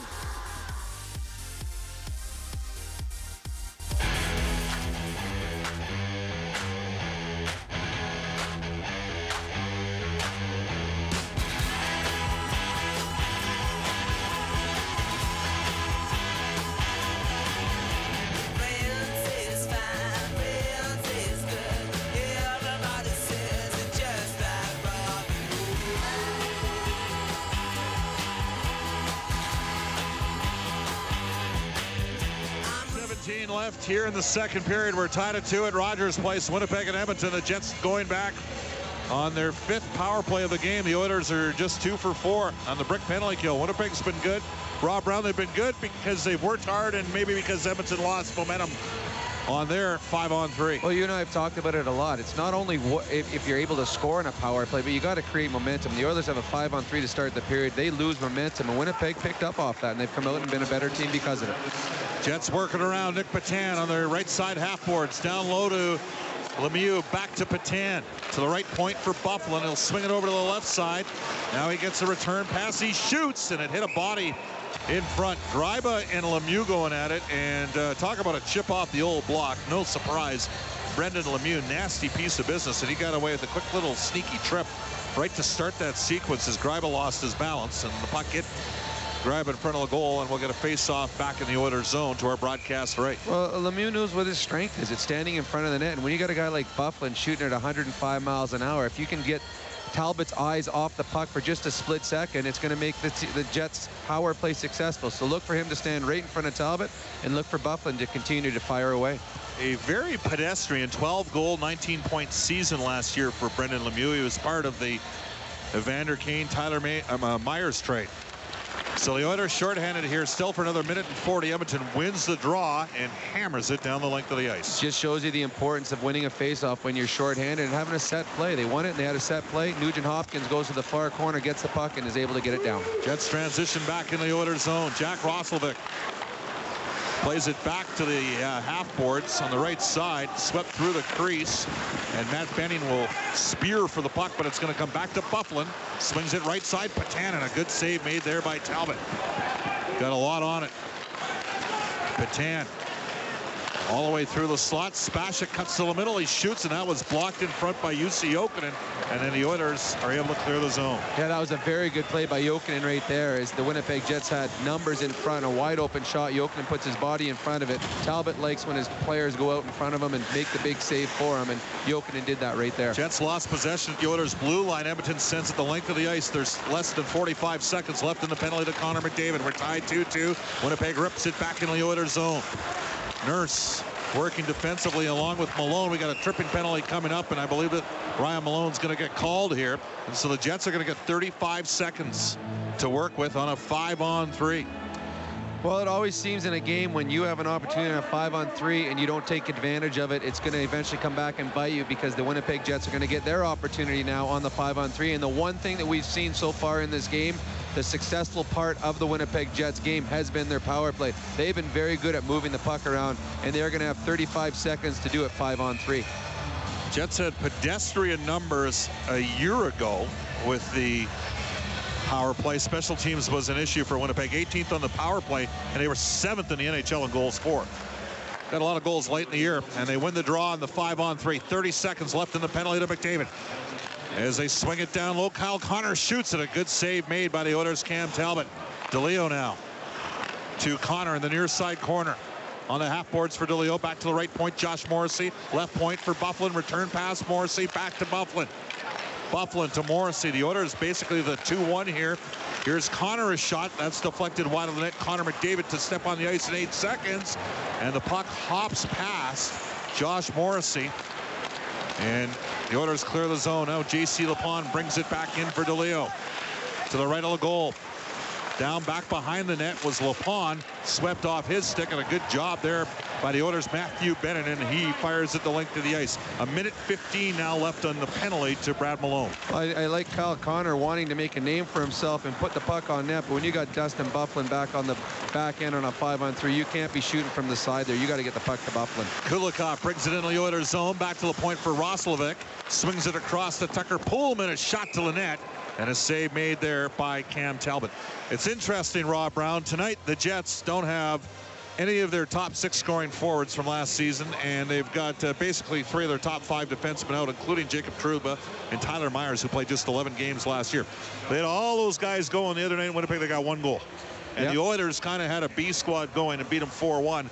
Edmonton played a simple game that night, and tonight on the power play, the Jets have played simple, and it's been effective. Well, it's the hard work right now that the teams, when you're the B team, as you call it, you're coming in. The only thing you can do is try to outwork your opponents, because they can outskill you anytime that they want. And tonight, the Winnipeg Jets, they're just working hard. And the power play, they're taking full advantage of it when they get on it. Winnipeg still has 45 seconds left to work with the man advantage. There's 6:35 to play in the second period. We're tied at 2. And the 6 players battle for it back in the Edmonton zone. Chris Kelly doing a great job. He got dinged up a bit in the first period. He clears it all the way back into the Winnipeg zone. Tucker Poolman starts away. He was an offensive defenseman for North Dakota. Won a national title there with Drake Kajula. He dumps it back in the Oilers' end. It's Jokinen and Nugent Hopkins. They're the forwards. Dylan Simpson along with Caleb Jones, but Winnipeg's got one last chance here. 10 seconds. Nick Patan, right side on the half boards. Looking for some space, directs one to the front of the net, missed the short side. Spacek behind the goal. His pass hit the official's skate. Edmonton's now back to full strength. Patan gains possession. Centering pass in front, picked off by Dylan Simpson. Simpson up the right side, and the Oilers get Brad Malone. He's cut hard to the goal. Might have a penalty shot. Malone followed the play up. A chance in front for Connor McDavid, and a save made there. They're going to call a penalty shot, or they're going to call a hook. It's a hook. Edmonton will go on the power play when we come back. Tied at 2, 5:30 left here in the second period on Fort Oilers NHL Hockey and the Oilers Radio Network. Winnipeg penalty number 3, 2 minutes for hooking.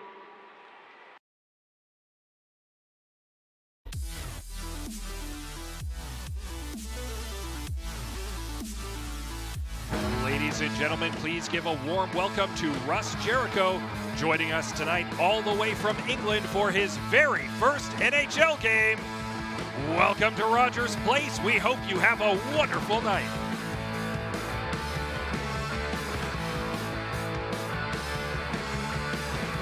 Oilers fans, want to win yourself an autographed Jesse Puljujärvi stick?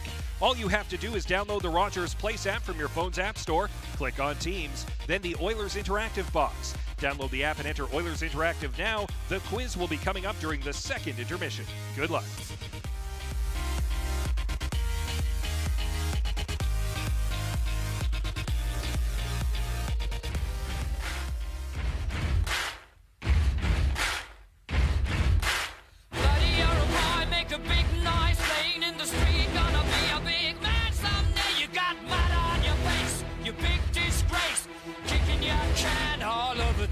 Singing, we will rock you. We will rock you. Buddy, you're a young man, hard man, shouting in the street. You're gonna take on the world someday. You got blood on your face, a big disgrace, waving your banner all over the place. Michaels will return on Wednesday night when Edmonton's in Saskatoon to play Carolina. Jack's attending to a personal matter. 5:30 left here in the second period. The Oilers about to go on a power play. We're tied at 2. Should that have been a penalty shot, Rob Brown? I don't see how it's not a penalty shot, Malone. And right now McDavid's talking to the linesman about it, but he's got a breakaway. He's got his man beat. And just as he's about to shoot, he gets hooked and his hands are taken away. To me, it was a perfect example of what a penalty shot should be. Unfortunately, the Oilers don't get it. They just get the PP. Edmonton 0 for 3 on the ATCO Energy power play. McDavid wins the draw. He has it on the right side, half boards. Back in the Winnipeg zone. Now to Nurse, to the left side for Letestu. To Nurse, he rips one in on goal. It got through. Edmonton had 2 men in front, including Maroon and Strome. Check that Puljujärvi. Oh, Puljujärvi out on this power play. And J.J. Kara. Yes. He's out there as well, as the Oilers are throwing some different wrinkles into their power play, although they got McDavid out there, so they're starting with a very big positive on their PP, but they're throwing a bone to some other players out there tonight. J.J. Kara, big hit, a fight. And he's had a couple goals already in preseason, so McDavid to take the draw against Sean Mathias. And Connor gets waved out of the face-off circle, and he's a little bit frustrated. Now, Kara's not a bad face-off guy. At least he wasn't in the minors. And he wins the draw. Edmonton has puck possession. Letestu, a right shot on the left side half boards for Edmonton. Back to the left point for Nurse. Swings it over the right side to McDavid. Back to the right point for Darnell Nurse. Nurse skates into the middle of the ice. Now to Connor McDavid. Looking through the seam for Letestu for a one-timer. Couldn't get it there. Now to Nurse. Left side for Letestu. To Darnell Nurse. Now to Mark Letestu. His shot up high and wide on the blocker side on Hutchinson. McDavid opens it up. Pugliarvi with a bullet, and he ripped it high and wide, but keeping it in was Letestu. A chance for McDavid in front, and that's broken up. Kulikov tries to spin away from Connor McDavid, and McDavid stripped him of the puck. The Oilers try to outman Winnipeg. They do. Second opportunity for Winnipeg to clear it, and Mathias sends it the length of the ice. A couple nice opportunities right there, and it was set up with Carabin in front of the net, getting in the eyes of Hutchinson. The Letestu sees that, realizes that Hutchinson can't see the puck. He throws it and just misses the top corner with Kerr standing right in front. Out comes Strome along with Nugent, Hopkins, and Maroon. Through center, Maroon left side. Oh, he had a chance for a seam play for Strome, but he button hooked back to LaPointe. To the right of the goal now, Edmonton's got possession. There's 30 seconds left in the power play. Now back to the right point is Benning. His pass goes to Ryan Nugent-Hopkins on the right side half boards. Centering pass in front for Jokinen. It got deflected. That's that shot tip play that the Sedins mastered, and the Jets are able to send it the length of the ice. Well, the Sedins were pretty good at that, but they were born and talking about it in their mom's bellies, so they've been able to practice that for a long, long time. Here's Edmonton through center. Last rush on the power play. Nugent-Hopkins hurdles into the Jet zone. It's cleared up the boards and passed the Oilers' Matthew Benning, and we had an icing call against Winnipeg. 3:24 to play here in the second period. We're tied at 2. The shots are 19-14 for Edmonton. Difference in this game has really been special teams. I mean, Winnipeg's 2 for 6, and the Oilers have now dropped 0 for 4 on power play. And it's funny, the Jets with a bunch of no names on their power play unit look cohesive, look good. The Edmonton Oilers with a number of their power play guys in the lineup have not looked as good on the power play. So the Oilers, once again, they've talked about Todd McClellan wants to go into the season prepared.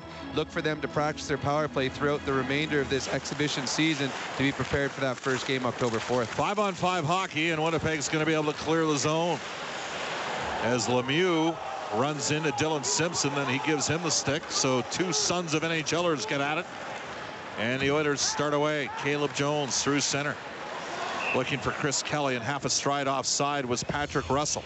I've not minded what we've seen out of Patrick Russell. Like, to me, he maybe has been the biggest surprise in training camp. The pedigree would suggest you're looking at a minor leaguer that's trying to work his way up.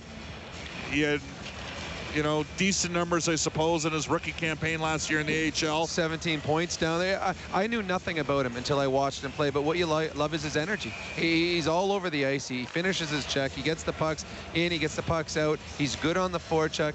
He's reliable in his own zone. Organizational depth player. That's what we're looking at here. And right now, he's trying to work his way up the chart that eventually, if there are injuries, his name will come up and he'll be able to get up to the National Hockey League level for a couple of games. And the aforementioned Patrick Russell chips it into the Winnipeg zone. The Jets hoist one out.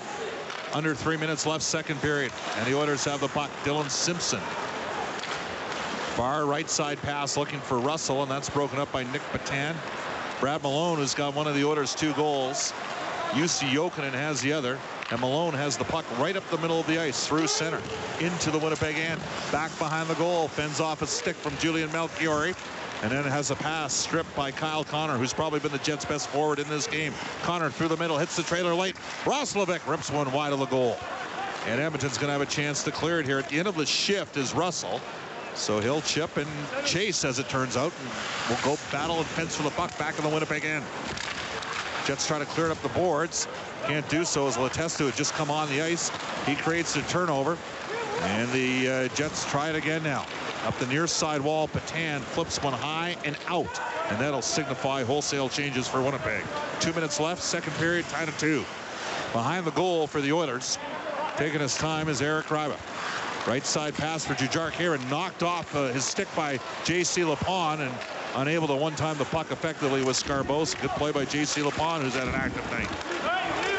Plays behind the Oilers' goal, and stick checked on the play was Khaira by Lapon. And now Scarbosa's got it. Centering pass deflects through the middle and evades the blue liner Tucker Pullman, and he'll have to hustle back into his own zone, and he starts a foray back up the ice. Lapon, who's had a good last period and a half here, sends it into the Oilers' zone. Follows up on the forecheck.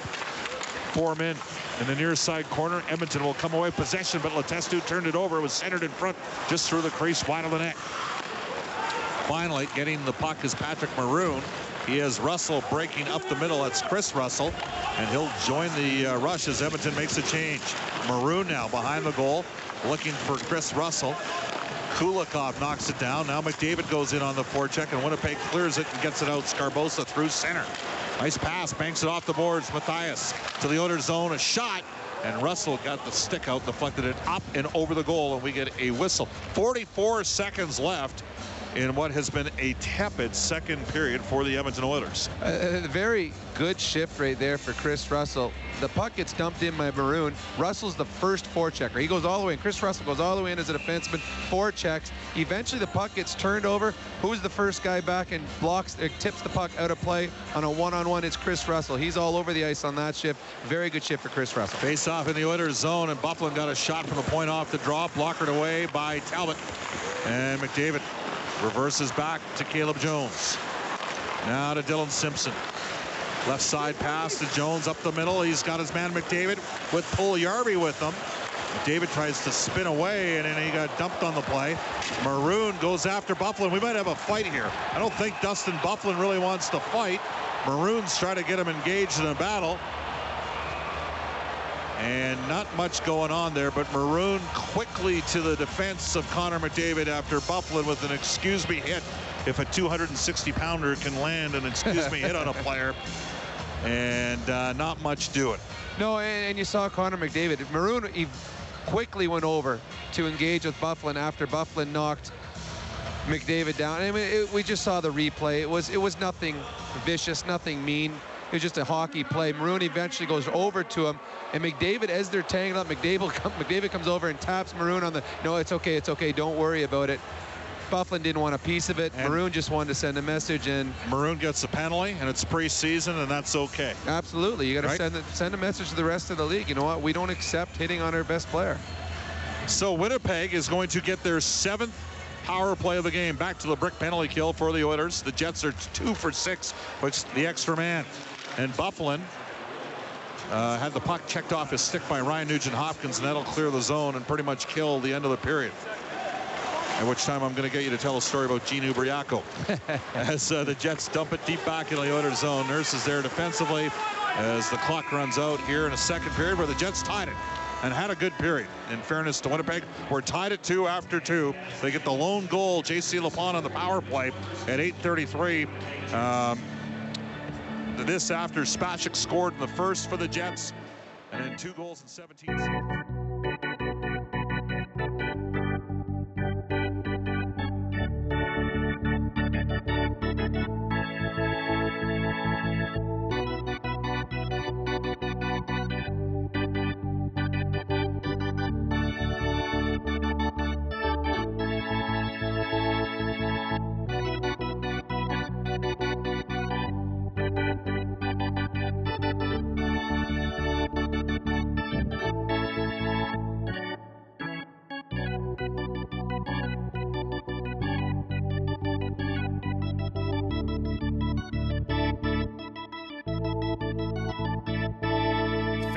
Please direct your attention to the video board as we throw it to Oilers TV reporter Tom Gazzola for tonight's second intermission interview. Tom?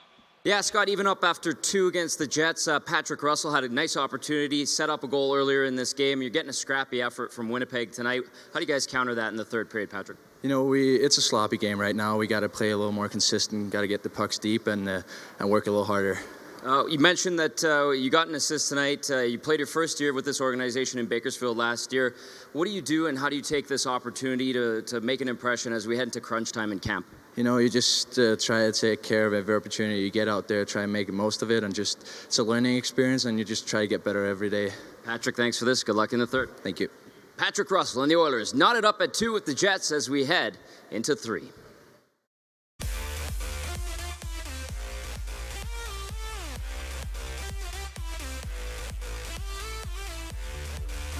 Get your 50/50 tickets brought to you by RE/MAX. Watch the digital total grow on the video board. Currently, the total pot is at $47,807.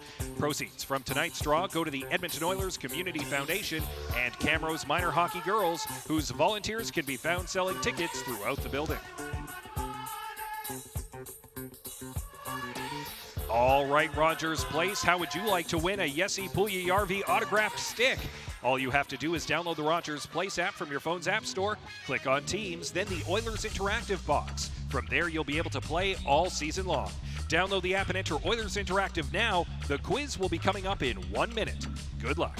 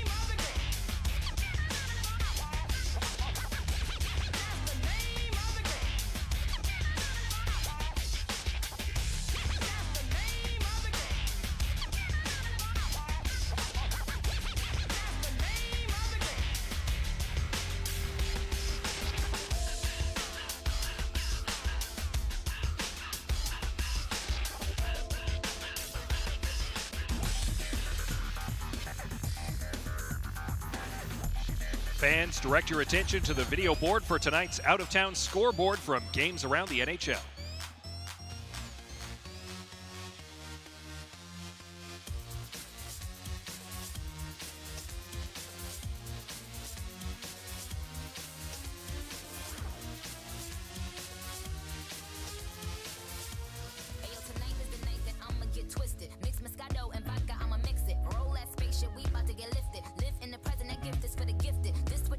What you came for, you get what you buy, this what you pay for. So make sure the stars is what you aim for.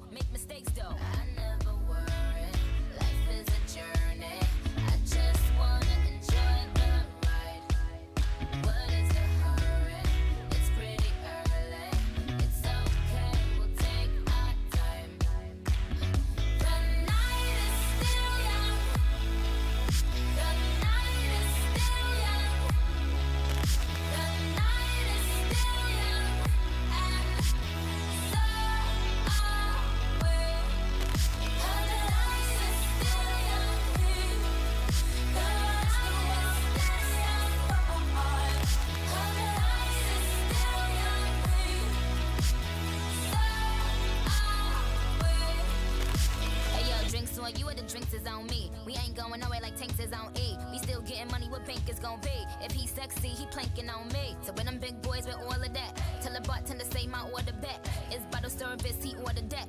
Might let him take it home and slaughter that. He got friends for all of my friends. They ain't leaving till we say when. And we gon' hang over the next day. But we will remember this day. So drop it, pop it, get low. And we can drop the top and just cruise. We fresh to death down to the shoes. My only motto in life is don't lose. Life is a journey. I just wanna enjoy the ride. What is the hurry?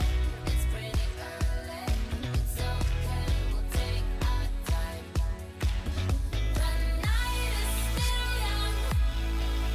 The night is still young. The night is still young. And so are we.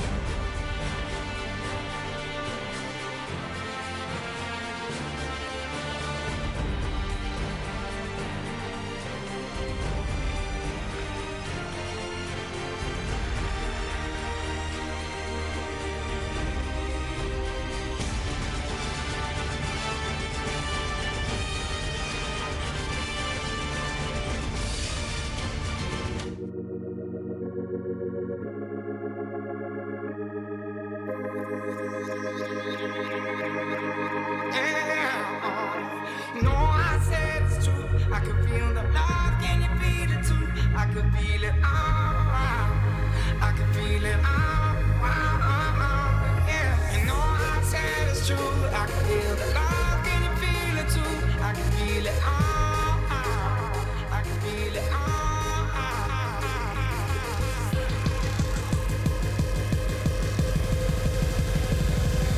You know I said it's true. You know I said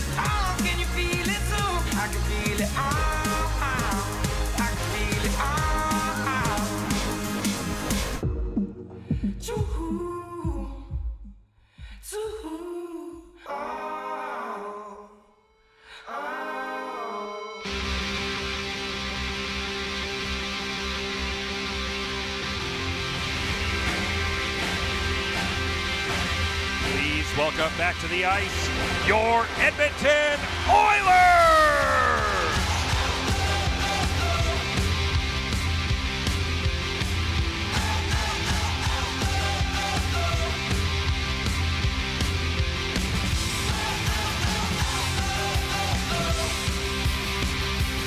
Please take a look at the video board for tonight's second period highlight.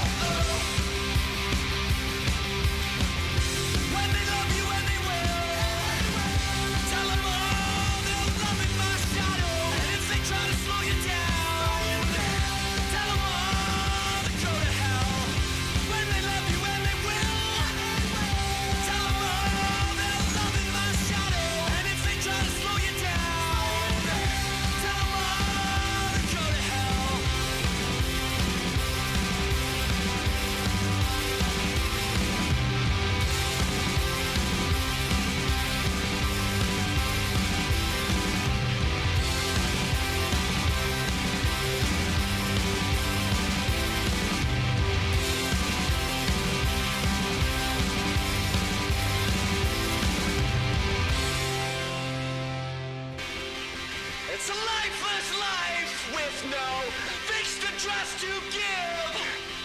But you're not mine to die for anymore, so I must live.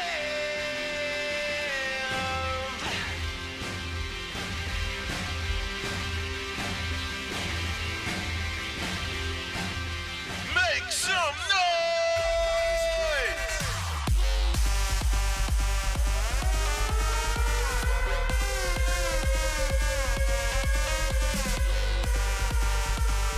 Well, good luck to the Oil Kings, Steve Hamilton, Randy Hanch, and the boys. Hopefully this is a much more successful season than they had last year. Right now, the Oilers are looking for a little success on their penalty kill. They had a power play to start the second period. They did not take advantage of it, and the Winnipeg Jets feasted on them afterwards.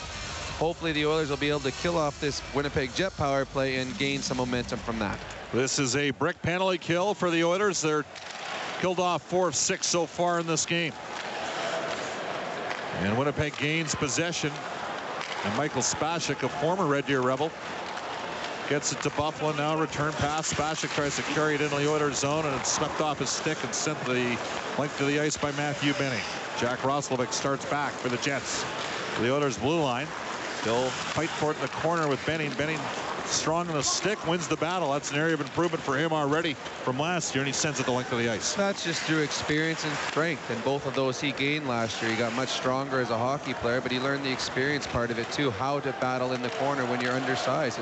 He's not as big as a Buffalo, but he's still able to take players off the puck, and he did that right there. Jets bring it into the Oilers zone, and it's lost just inside the blue line, and Jujhar Khaira had an opportunity to go the other way. Got a wrist shot on goal, and a blocker save made by Hutchinson. Now through the middle, Roslovic to the Oilers blue line.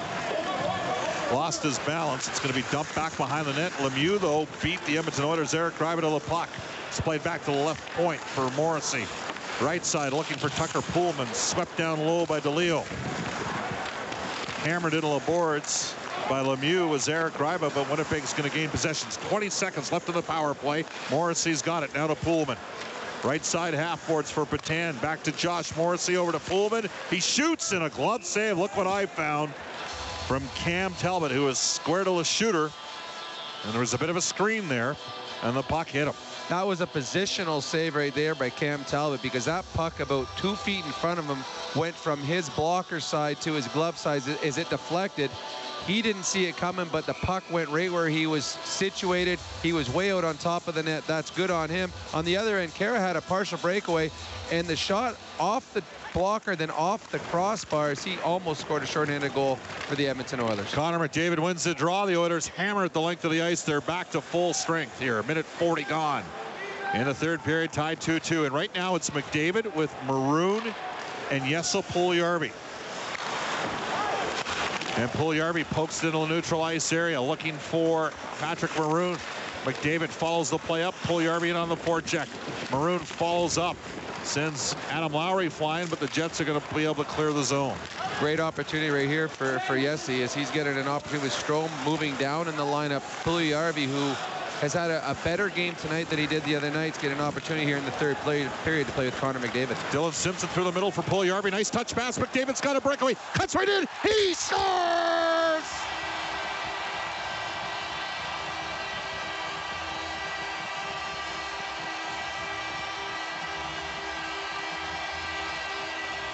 Well, a world-class goal by Connor McDavid, but a great little touch pass by Puljujarvi. Freed him up, and McDavid does the rest. We just talked about the fact that Puljujarvi has moved up with McDavid, and he makes the line, or gives the line, a boost with a wonderful little touch pass into an area. He knows that Connor McDavid is going full speed down his offside.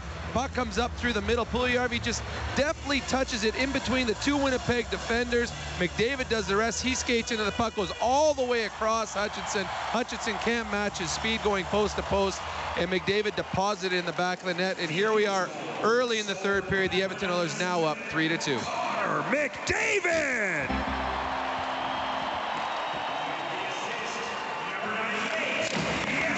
Well, that's going to get him energized, that's for sure. Out comes Strome with Nugent Hopkins and Jokinen, and Strome's got it right behind the net. Now to Nugent Hopkins' shot, and a glove save made there by Hutchinson. Deflects back to the left point for Russell. Right point now for Benning. It's loose in the front of the net. Nugent Hopkins' shot, and a left pad save made by Hutchinson. Nugent Hopkins has it again. Midpoint, a long-range shot there from Matt Benning was knocked down, and Winnipeg clears the zone. And Strome moved down to play with Nugent Hopkins and Jokinen. He has a nice shift here too as well. He makes a couple nice passes. Nugent Hopkins gets 2 opportunities. Hutchinson makes a couple big saves to keep this just a 1-goal lead. Puck sent the length of the ice. Bufflin fell on the play. Russell was in, but they'd already elected to call it a penalty. So Jesse Puljujarvi gets elevated, capitalizes, and Connor McDavid with a play that maybe 4 or 5 players in the world can make at this stage. You're right, and that's a set play. They know McDavid's going wide with speed. You try to get the puck into the middle, have all eyes look at the middle, and then you get the puck into an area. And if you get it into the right area, McDavid's going to win the race 100 out of 100 times, and he does. And because of that, the Edmonton Oilers have a 1-goal lead. 3:20 gone in the third. It's 3-2 Oilers, and Matt Benning starts away, pounds it into the Winnipeg end. In on the forecheck, Chris Kelly to Malone, back to the point. Nurse's shot. And that is blocked by J.C. Lepon, who is having the night of his life. He's had a great game. He's had a fight. He's got a goal. And right now he's hurting for certain after blocking that one from Nurse. Eric Greiba through the middle. Looking for Jujhar Khaira right at the blue line. Sort of a lookout JJ pass, and it got broken up as Kara got hit. Puck is now back in the Oilers zone. Nurse starts away, left side pass. Kara starts down the middle. Centered one in front. Cassian was driving the lane, and a left pad save by Hutchinson, and back come the Winnipeg Jets. Andrew Kopp in the Oilers zone, pokes it to a corner. And a big collision there. Josh Morrissey got bodied by the Oilers there. Gravy didn't like it too much. Winnipeg comes away with possession, though, centered right in front. Ricochets off 2 skates, and a right pad save made by Talbot. Edmonton cannot clear the zone. Kyle Connor comes in front. And Edmonton's Zach Cassian was there defensively to break that up. And Cassian now by himself. The Oilers D are changing, and he'll just leave it for Darnell Nurse. Now to Connor McDavid. He winds it up the right side, cuts through the middle, left side pass to Puljujarvi. Couldn't pick it up cleanly. Puljujarvi forces the play in the Winnipeg zone with Maroon. Jets seal the wall. They gain possession. They're going to be able to clear it out, but a good job defensively. Reading the play by Caleb Jones, broke it up. Winnipeg now dumps it into the Oilers end. Dylan Simpson back defensively. He kicks it free, plays it to the far side, and looks for Patrick Maroon. He tries to hop past Bufflin, and the puck is now back in the Winnipeg end. Puljujarvi and McDavid get it to Maroon. Centered in front, and unable to pick it up cleanly was Dylan Simpson. And the Jets, Adam Lowry is going to be able to get it out. He goes off, and the Oilers have the puck back in their own end. 5:30 gone here in the third period. McDavid through the middle. Got it to Puljujarvi, a stride offside. The one thing, if you're playing with a star, if you're playing with the top player, as Puljujarvi is doing right there with Connor McDavid, you've got to make sure that when you get the puck given to you, and twice on that shift, McDavid hit Puljujarvi with stretch plays. Both times the puck bounced off Puljujarvi's stick. You've got to be able to control that because you've got numbers. And right there, he had numbers. That would have been a 2-on-1 if Puljujarvi takes that cleanly. Instead, it bounces off his stick. He puts himself offside. That's something you want to make sure you practice in practice so that when you get the opportunities, you don't miss those passes. Details, details, details. This is something that Yamamoto has done so well through preseason for the Oilers, given his opportunities to play. Edmonton wins the neutral zone draw. They pump it back into the Winnipeg zone. Chase DeLeo starts back for the Jets. Up the boards for J.C. Lapon, who's back out there after blocking a shot. He got it to the Oilers' blue line. It's broken up, and here is Matthew Benning for the Oilers. Hard into the Winnipeg end. In on the forecheck goes Nugent Hopkins. Morrissey beats him and swings one right up the middle. Nice pass to Lapon. Left side for Spacek, and he'll dump it into the Oilers' zone. Jets make full-scale changes. 6:12 gone. Third period. 3-2 Edmonton. Connor McDavid the go-ahead goal, and it was a beauty. Oilers start away. Chris Russell through the middle, broken up by Julian Melchiori, and then Malone took a run at Melchiori. The Jets come back, a chance in front. Tanev, he scores, no goal. They wave it off immediately. And it was Brendan Lemieux looking for an exclamation here. He's going to go to the box. It was immediate. The referee immediately waved no goal. Goaltender interference penalty call. Edmonton will get a power play when we come back. 3-2, the Oilers lead, 6:29. All right, I'm Chris Sheets, and I tell you what, I might be a little biased, but this is my favorite part of the game. It's time for the Kiss and Smooch Cam. The best kiss on the video board tonight is going to win 2 tickets to the PBR Global Cup coming to Rogers Place in November, and the final night featuring headliner Jake Owen. You're going to love him. So let's get smooching.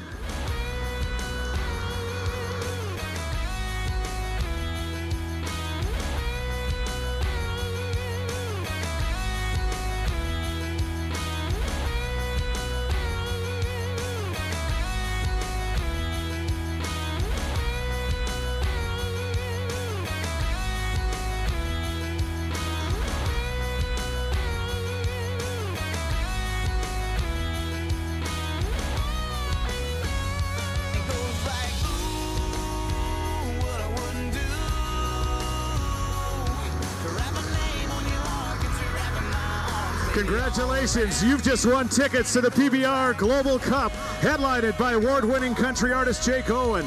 Fans, make sure you tune in to Kissin' Country 103.9, where Edmonton gets its country.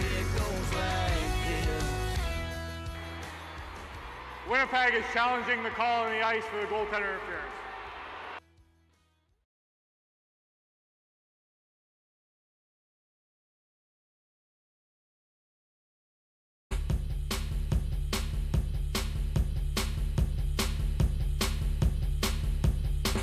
Emerging game story brought to you by the service experts. Trust the heating, cooling, and plumbing experts at Service Experts to help you keep comfortable all year long. Call 866-EXPERTS today. Brendan Lemieux was headed to the box on a goaltender interference call that negated a Winnipeg game-tying goal. And the Winnipeg Jets have challenged it. And this could be a key turning point in this game. It could be a big turning point in the game because the Oilers were with a 1-goal lead. We're about to go on a power play. If they overturn this, all of a sudden it's a tie game and no power play. Lemieux runs into Talbot, but Talbot is outside the blue crease when he does. So I guess it's up to the referees to decide how they want to make this call, and we're about to hear it. Here's the call from Mark Jonette. After review, the decision on the ice stands. No goal penalty.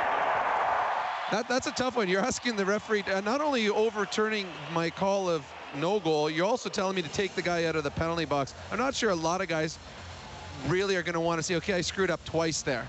So I don't know if the Winnipeg Jets were going to get the benefit of that call. Now, the other game story for the service experts here is the Oilers' power play, which, you know, it's been really good throughout the course of the preseason. They came in 7 for 29, but they're 0 for tonight. Well, that's the story. Every chance they've had on the power play to extend the lead in this game, they've missed their opportunity. They get another one right here. All right, back to the power play, and the Oilers bring it into the Winnipeg Jets zone. This power play brought to you by our friends at Atco Energy. And Jesse Puljujärvi's got it on the left side, half boards. He shoots a shot, deflected off Jujhar Khaira, and that one bit him. And the Jets fire at the length of the ice. McDavid quickly in a long stretch starts back. Right side for Letestu behind the goal. Short side right in front. Scores! Jesse Puljujärvi!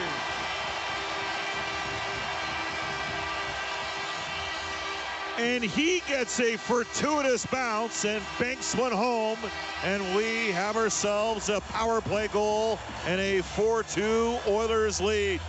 Both teams now tonight can claim that they got a good bounce that created a goal. J.C. Lepon scored one on a weird bounce off the back extension and a wide open net goal on Talbot. And this one right here, Letestu's just trying to get the puck in deep.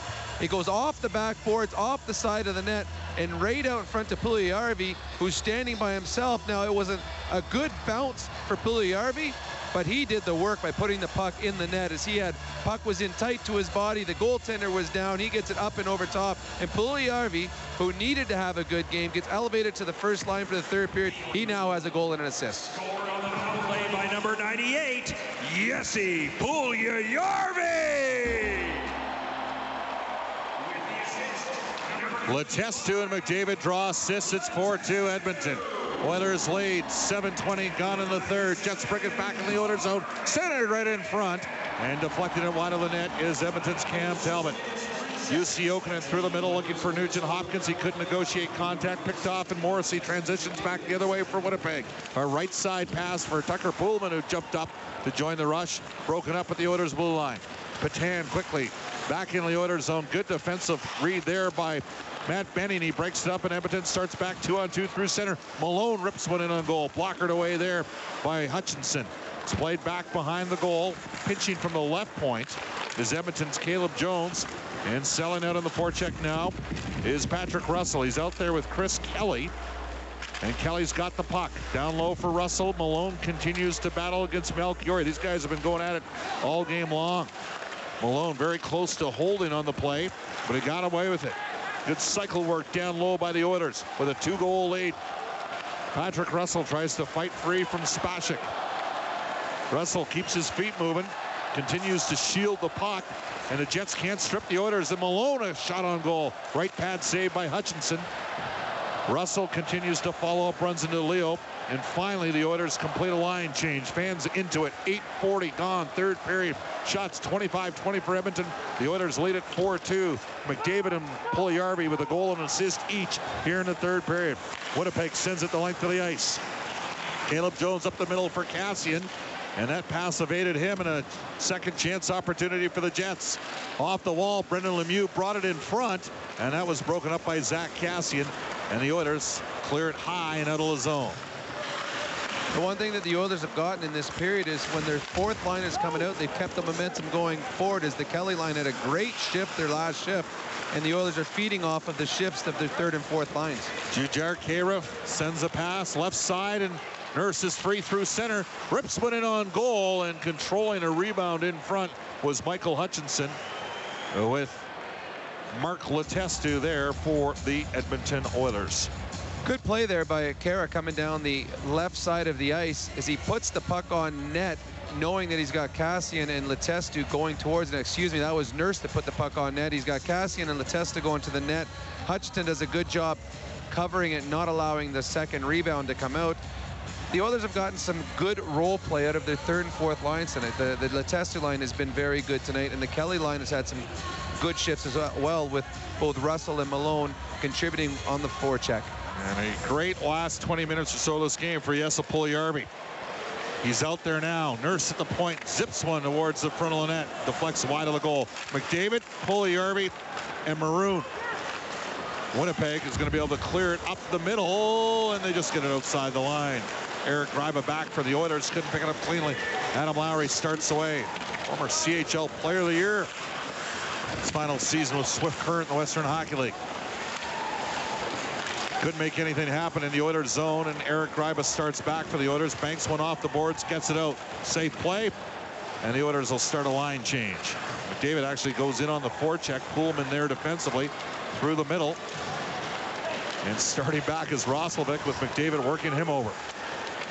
Winnipeg forward dumps it into the Oilers zone. Wraps around the boards, back to the right side for Nick Patan. McDavid's got Roslovic tied up. And it comes to the near side wall, where Matthew Benning, strong on his stick, got it up and out, icing the call against Edmonton. 9:33 to play here in the third period. 4-2 for the Oilers, who've gone 4-0 in the preseason. Well, the one thing to look on this shift right now is Connor McDavid got caught out on an extended shift. When the puck gets iced down there, Connor's not able to change, so look for him to quickly get off the ice if he wins this draw. If the Winnipeg Jets win the draw, all of a sudden Connor McDavid's in his own zone after a very, very long shift. Oilers gain possession off the draw, but DeLeo fences in the corner against the Oilers' Matthew Benning. Puck is now dumped back behind the goal. Chris Russell forced on the play by Tanev, and the Jets get it to the line. McDavid finally gets out as Winnipeg dumps it back in. Brandon Tanev against Chris Russell. Nugent Hopkins in support, and he frees one up the middle for Jussi Jokinen. Now right side for Ryan Strome. And he battles for the puck. Nugent Hopkins follows it up against Tanev. 9 minutes left, third period. 4-2, the Oilers with the lead. The puck is now back behind the Winnipeg goal. Miscommunication, and Malone, who's had a strong game tonight, gets it down low for Patrick Russell. This line, as Rob Brown mentioned, had a great shift last time on the ice. A shot ripped in on goal. Glove save made by Hutchinson. 8:40 left in the third period. 4-2 Oilers on Ford Dealers. NHL Hockey and the Oilers. All right, it's big money time, ladies and gentlemen. Thanks to the Camrose Minor Hockey Girls and, of course, Remax. They're our 50-50 presenter each and every game. We love those people. It's time for you to get those tickets out. But before I announce the number, I'm going to tell you have your chance to win $52,652.50. That's not bad for a Saturday night at a hockey game. So get those tickets out. Here come the numbers. 1, 5, 7, 3, 8, 7, C. If you are holding that number, you're the big winner.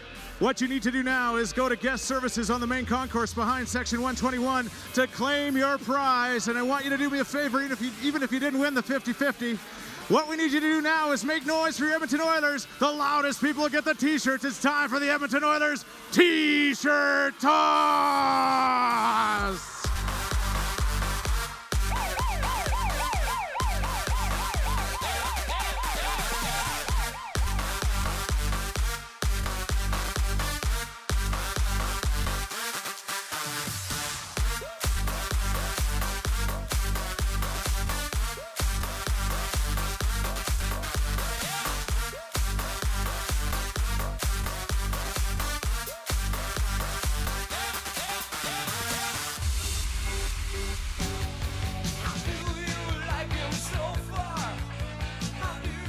Puljujarvi setting up Connor McDavid for a breakaway goal and then getting a fortuitous bounce, scoring one of his own. McDavid, Puljujarvi, each with a goal and assist in the third. 4-2 Oilers lead, 8:40 left.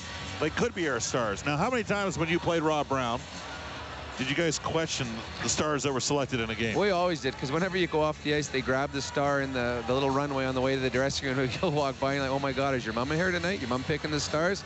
Oh, Grandma's up in the press box. Like, I see how you got to be a star tonight. So you made sure that they knew exactly what you felt when they were picked the stars. You never want, if you thought you're going to be a star, don't go off early because someone's going to say something. Make sure you come off late so that no one bugs you on the way off.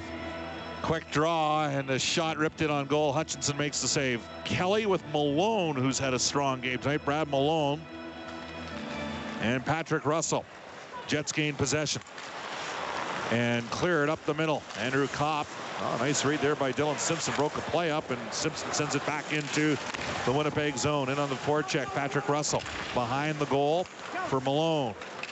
He's put in the boards there by Kulikov. Edmonton gets it back to the right point. There's a shot, rolls in front, scores! Brad Malone, there you go, now it's easy. His second goal of the game, and it all starts because of a one-puck battle down low. Caleb Jones with a quick shot to the net. And Brad Malone has made it 5-2, and he's got a pair tonight. Yeah, a wonderful play by the entire line. Kelly and Russell on the forecheck. Russell takes a big hit at one point by Bufflin, but keeps the play alive. The puck goes back to the point. Jones, again, we talked about it earlier, get pucks on net. They don't have to be hard, but just hit the net. Goes off a defender. Hutchinson makes a nice save on the rebound, but then Brad Malone, quick hands, he takes it from backhand to forehand around the goalie Hutchinson. He deposits in the back of the net.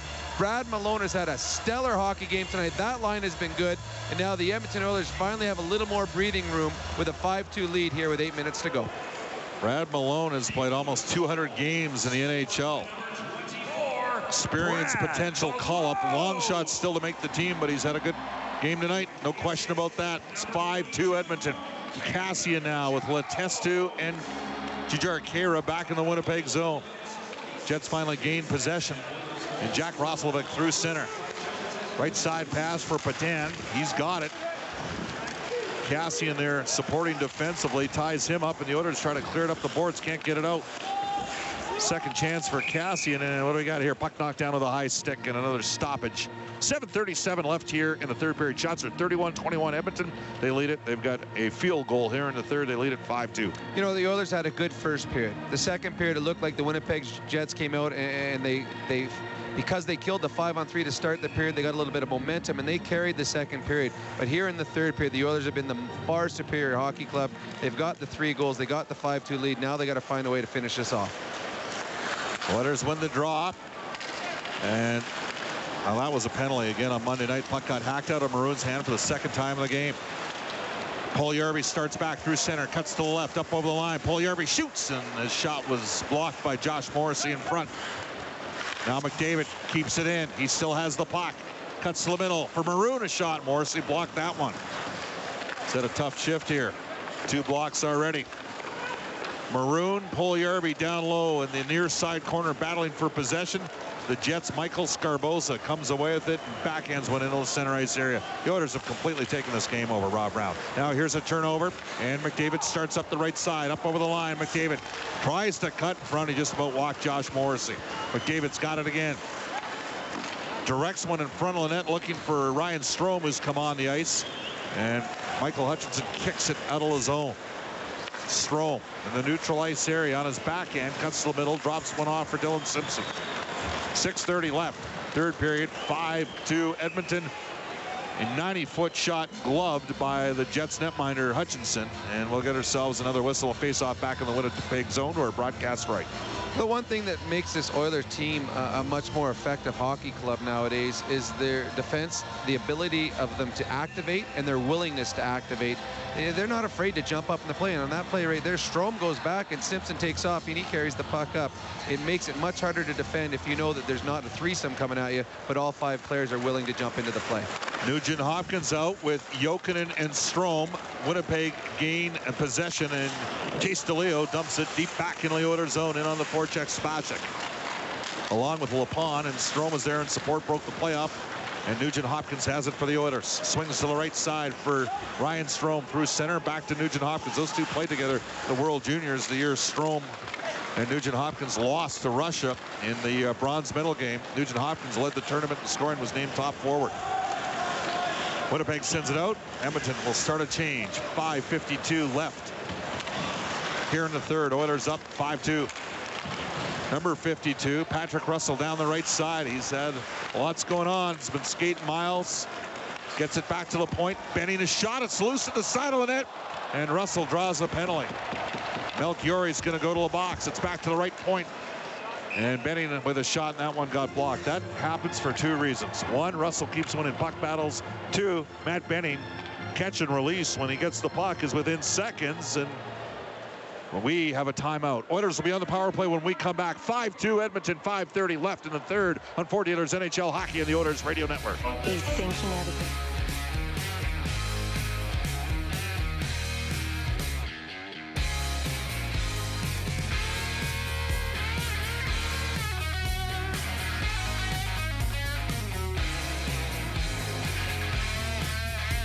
Just a reminder that the Molson Canadian Hockey House, located in Ford Hall, will be open after the conclusion of tonight's game. You can enjoy your Rogers Place game night experience while enjoying music and $5 Molson Canadian and Coors Light drafts.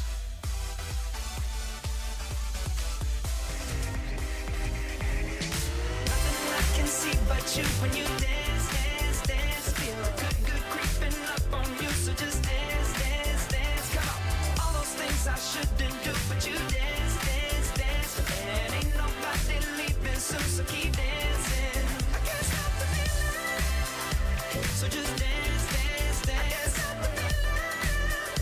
So just dance, dance, dance. Come on. Ooh, it's something magical.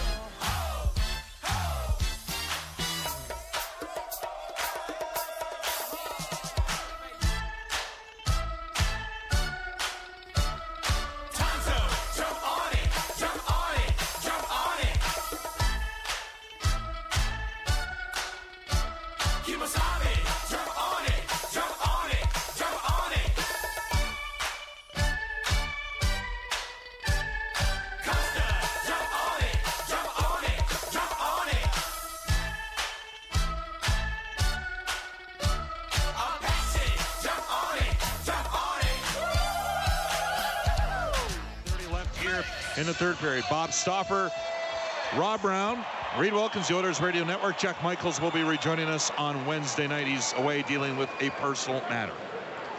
Letestu McDavid, Jujhar Khaira, along with Darnell Nurse and Jesse Puljujärvi. And a clean face-off win for Letestu. Now to Darnell Nurse, over to Puljujärvi. He shoots in a ripper right on goal. Saved by Mike Hutchinson. Well, off air, you and I were talking about the fact that Puljujärvi's out there and they're going to be looking to set him up, and they do right off the face-off. And the one thing that you like about Jesse, he's not afraid to shoot the puck. He's got a bomb when he gets a hold of it right there. Darnell Nurse puts it on a tee for him. Puljujärvi gets the shot away. Khaira's in front of the net. Hutchinson does a good job fighting away from Khaira and finding it. McDavid wins the draw. Nurse back to Puljujärvi. Right shot on the left side half boards. Oilers swinging out on the right side of McDavid. Down low for Jujhar Khaira. To the point for Darnell Nurse. Moves to the middle of the ice. Now swinging all the way across. And that gets broken up. Good defensive read by Sean Mathias, and he sends it the length of the ice. 30 seconds gone. 6th power play of the game. 5 minutes left, third period. The Oilers comfortably in front 5-2 as Connor McDavid winds it up. Through the middle. Cuts up and over the blue line. Nice defensive read there by Andrew Kopp. He breaks it up, and the Jets have a chance the other way. Kopp centered in front. That's picked off. Jesse Puljujärvi was back checking hard on the play, and Edmonton starts the other way. Connor McDavid cruises into the Winnipeg zone. It's now on the left point. Midpoint for Benning. Right point for McDavid, down low. Centered in front. Puljujärvi scores! I believe Jesse Puljujärvi is going to get credit. Right in front of the net. He one-touches it. It deflects off something. And I believe it's going to be his goal, second of the game. It was. Jujhar Khaira from behind the net throws the puck between his legs back in front of the net. And when he does, Puljujärvi gets a piece of the puck. He shoots, but it looks like hits the defender. It hit Brandon Tanev. Hit Tanev in front of the net and completely wiffle balled past Hutchinson. He had absolutely no chance on it. Not a bullet shot, not a hard shot, but Puljujarvi's in the right spot. He puts the puck on net, and when you do that, good things happen. And the Edmonton Oilers power play that looks a little off early in the hockey game has come back here in the third period and been a difference maker. Now the Oilers up 6-2 with just over 4 minutes left. So 4 unanswered goals here in the third period. And the Oilers lead it by a score of 6-2. Kara and McDavid draw the assists. As a long lead pass in on his horse is Patrick Russell. The puck comes back to the point for Caleb Jones. Right side, Dylan Simpson shoots, and a save made by Hutchinson. 6-2, the Oilers lead 2 goals each tonight for Jesse Puljujarvi and Brad Malone, and a goal and 2 assists for Connor McDavid. Well, and the Edmonton Oilers are come out flying here in the third period. I'm roughly guessing right here. I think the shots are about 18-5 in favor of the Edmonton Oilers. The power play is going. They made a little adjustment at the beginning of the third period. They moved Strome down with Nugent Hopkins. They put Puljujarvi up with Connor McDavid, and Connor McDavid and Jesse right now have 3 points each here in the third period. So a little move that turned into big rewards for the Edmonton Oilers here in the third period. Off the draw, which was back in the Winnipeg zone, the Jets cleared out. 6-2 Oilers. The shots, Rob gave you the math there, 37-21 for Edmonton. And the skill for the Oilers as this game wore on and the work ethic increased, and the end result is a 4-goal third period. Winnipeg sends it in. Oilers' Darnell Nurse banks one off the glass and out. And Julian Malchiori reverses back into his own zone for Ben Sherratt. These 2 guys are duking it out for the number 6 spot on the Jets D. A lead pass through the middle.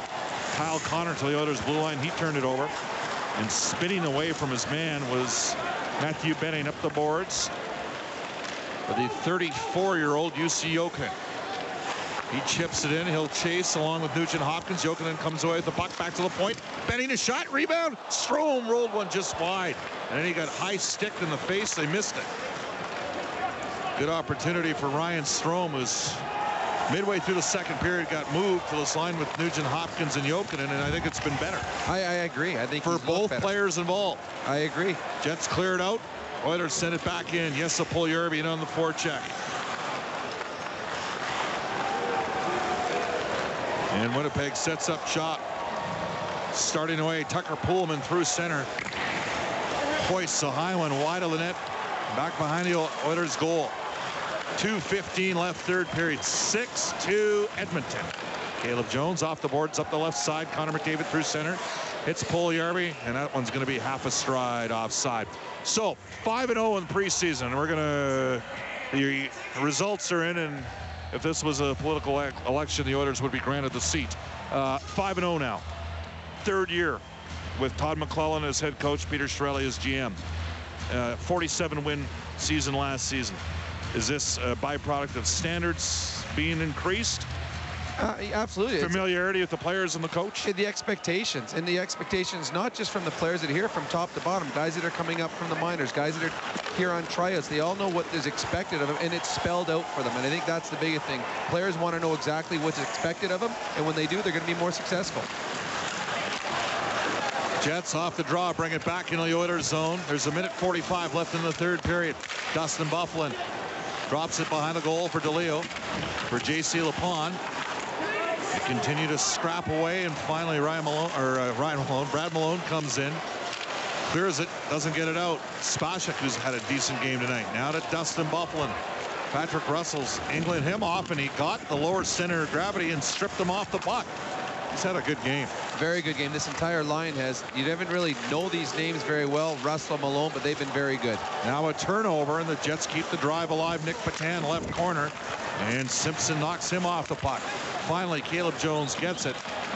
Brad Malone's dead tired at the end of his shift, and Patrick Russell got it deep back into the Winnipeg zone. He'll continue the foray. So looking to grind a little bit of time left. We're under 50 seconds left third period. The score, Edmonton 6, Winnipeg 2. through center. Jets got it to the Oilers blue line. Check back into the Jet zone there by Eric Gryba. Winnipeg get it, send it back into the Edmonton end. Gryba to Nurse. Center zone breakout, hits Jujhar Khaira, now to Letestu. He dumps it deep back into the Winnipeg zone. In on the forecheck, Kassian. 30 seconds left, third period, 6-2 Oilers. Convincing third period performance from Edmonton. They took this game over. As Ben Sherratt's got it behind the Winnipeg goal. Jets are about to drop to 0-3-1 in preseason. Edmonton's going to be 5-0. 10 seconds left. Winnipeg cleared it into the Edmonton end. Nurse will just run out the clock. Impressive performance from Edmonton in the third. And they're going to skate away with a 6-2 victory. The Oilers got pushed a little bit in the second period by the Winnipeg Jets. They come out to start the third period shorthanded. They kill that off, and from then on in, it was all Edmonton Oilers. They outworked the Winnipeg Jets, and they had a much better skill level than the Winnipeg Jets, and because of that, they score 4 in the third and get a 6-2 win. Oilers win 6-2. That means you can claim a free piece of chicken and a biscuit tomorrow from our friends at Popeye's Louisiana Kitchen. Visit either their Tamarack or Griesbach locations and use the phrase delay of game. Taste the difference at Popeye's today. All right.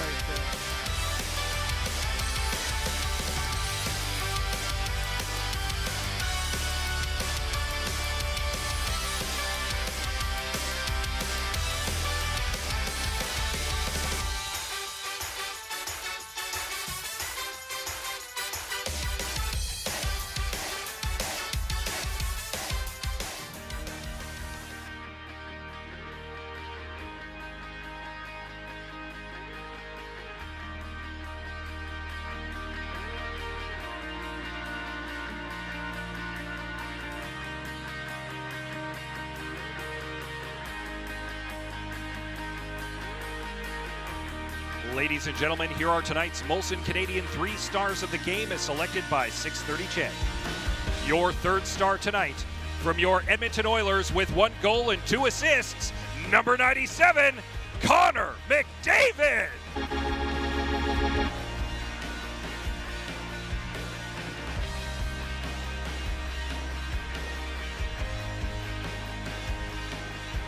Your second star tonight from your Edmonton Oilers with 2 goals, number 24, Brad Malone.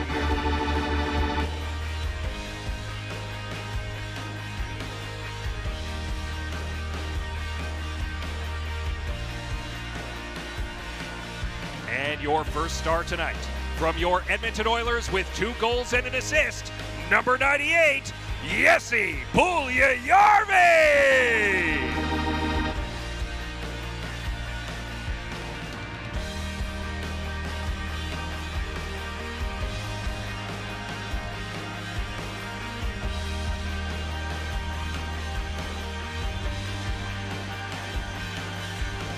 And now down to Oilers TV's Tom Gazzola, who's with number 24, your Edmonton Oilers.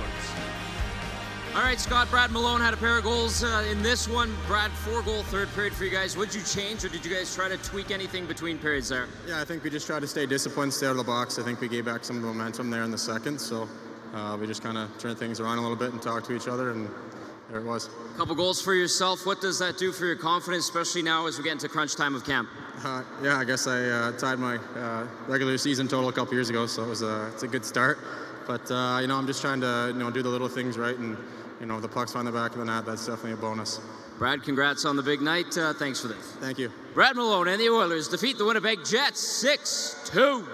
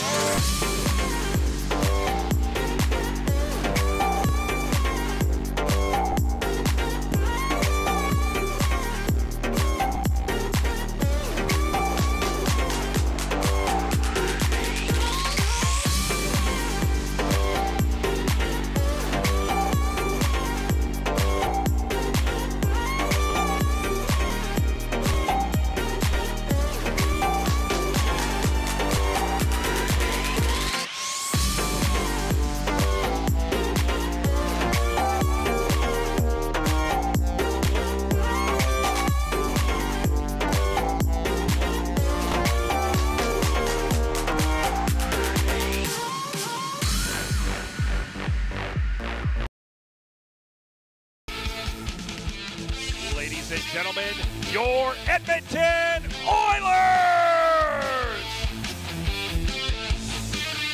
Has it. Cuts to the middle, drops a pass down low. It's through the slot. They score. Michael Spacek, the former Red Deer Rebel, played the Memorial Cup a couple years. And Brendan Lemieux around the net. He's got a nifty set of hands. No surprise, second-round draft choice. The Jets have got a 1-0 lead. It's a power play goal. Son is the spinning image, looks just like him too. What he did is he got in front of the net, he got in front of Talbot. The puck comes to him, all the defenders come towards him, the puck bounces out, and it's a wide open net for the Winnipeg Jets to go up 1-0. They control. Winnipeg turns it over. There's a long-range shot. They score! Matt Benning from the right point on a turnover after an assertive Oilers forecheck. And we're just looking for the deflection here. And it was Jussi Jokinen with the flyby in front of the net. They got the puck in deep and created a turnover. The turnover comes back from Benning. Two good things happens on the play. Benning immediately puts the puck on net. Doesn't go for the big windup. He just finds a shooting lane, puts a wrist shot on net. Against the deep Winnipeg lineup the other night. Here's another chance right in front. They score. Brad Malone on a turnover back in the Jets zone as they were announcing the goal.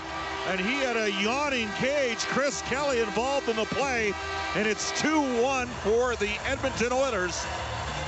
2 goals in a span of 17 seconds. Winnipeg Jets lineup, they're weak up front, but they've got some good defenders on the back end. But so far in this game, it's the defense that has caused the turnovers. Back-to-back shifts, the Winnipeg Jets turn the puck over in their own zone. This one, the winger on the boards tries to pass it back. He ends up shooting it right into his front of his own net. LePon, who's not afraid to drop the gloves. He's going to go here with Jujhar Khaira. Khaira's got him strung out. LePon trying to get his bearings here. Starts chucking him with the right hand. Now pinned up against. He's still trying to find his game, I think. And I think he's still trying to get used to the flow.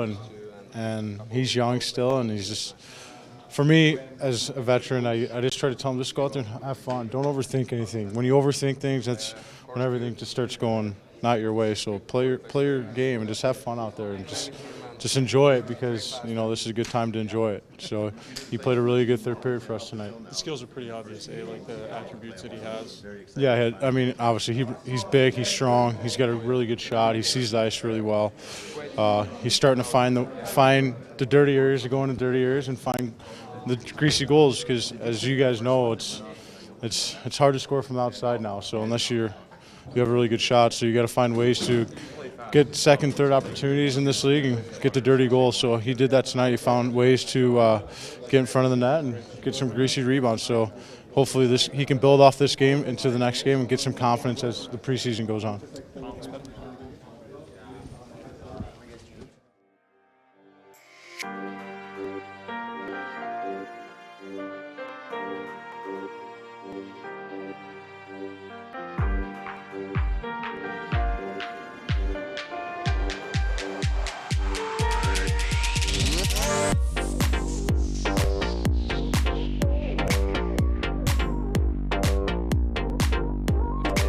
Change between periods there to come out with four goals in that third period? I think the biggest thing for us was penalties. We were taking a lot of penalties and we were on the kill, and when that happens, you know, there's guys that don't get to play and there's guys that get to play a lot, and I mean that wears you out on either end. So I think, you know, we were more disciplined in the third, and we got our opportunities. You got involved physically in this one. Just how'd you feel about your game tonight? I thought it was good. It was after the fight, you know, it took a couple shifts to get back in it, and I think that's expected. But after coming into the third, you know, I thought I played well, kept it simple, and did what I needed to do. 5-0 in the preseason. I know it's exhibition, but are you surprised that whoever's in the lineup, whichever guys are rolled out, seem to find a way to win thus far? I'm not surprised. This camp, you know, everybody's really close and enjoys each other's company, and you know, I think everybody in this dressing room is quite supportive of each other, and just having that behind you, you hear it on the bench, you hear it just in practice and all that, and just the way the coaching staff they laid everything out and how we've practiced, I think I'm not surprised.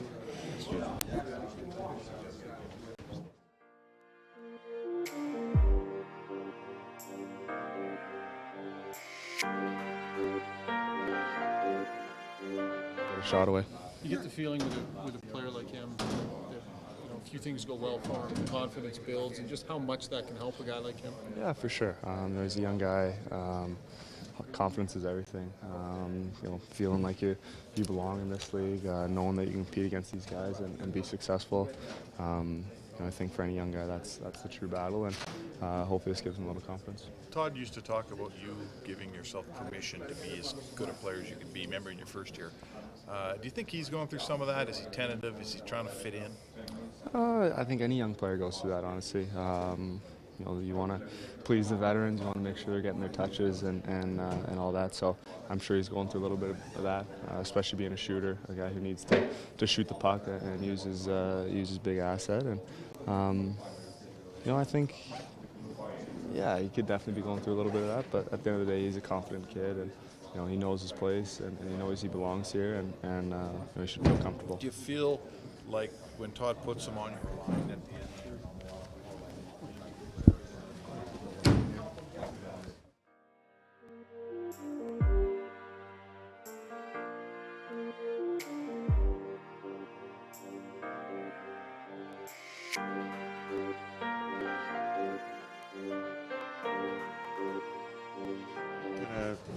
The involvement and the results kind of to go with it. Yeah, I just tried to make a presence, and you know, every shift here is pretty important. So just trying to make an impression on the game, whether it's being physical or getting in on the forecheck or just doing the little details. So fortunate enough to get a couple bounces in front there tonight that went my way. So it's I'll take it. What's a transition like? You got a lot to learn when you're new to an organization, and yet you're trying to make an impact and impression, and just trying to combine everything together. Yeah, you know, the system here is you know, pretty similar to the one in Carolina. So you know, a lot of the reads and adjustments are quite similar. So it's, I wouldn't say second nature, but it's you know, pretty similar. So I'm just trying to play you know, stress-free and trying to just play my game without thinking here and read and react. And you know, I think Todd's you know, his big emphasis on being, you know, structured. So trying to do that while being, you know, a physical presence.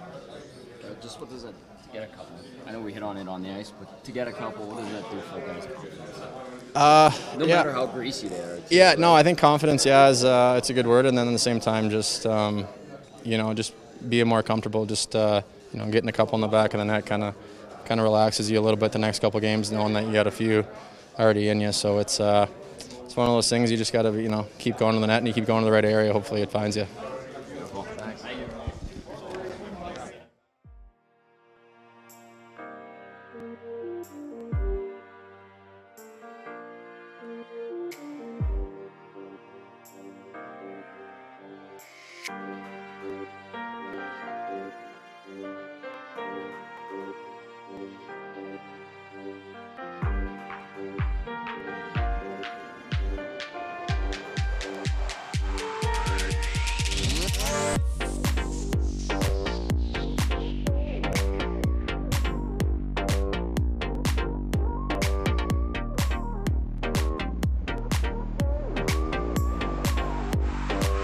Simpson through the middle for Puljujarvi. Nice touch pass. McDavid's got a breakaway. Cuts right in. He scores!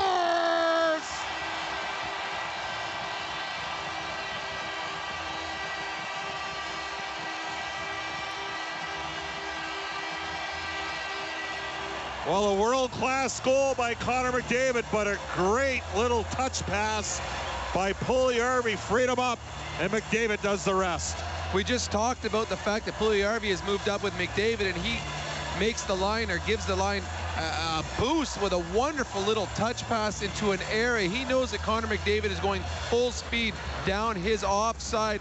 Puck comes up through the middle. Puljujarvi just deftly touches it in between the two Winnipeg defenders. McDavid does the rest. He skates into the puck, goes all the way across Hutchinson. Hutchinson can't match his speed going post to post, and McDavid deposited in the back of the net. And then Malone took a run at Melchiori.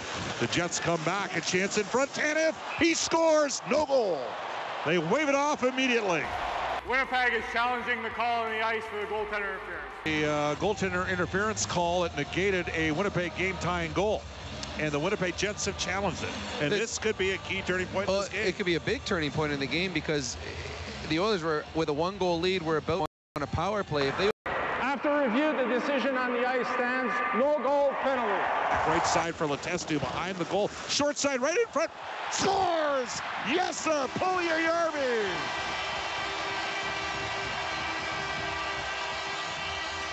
And he gets a fortuitous bounce and banks one home. And we have ourselves a power play goal and a 4-2 Oilers lead.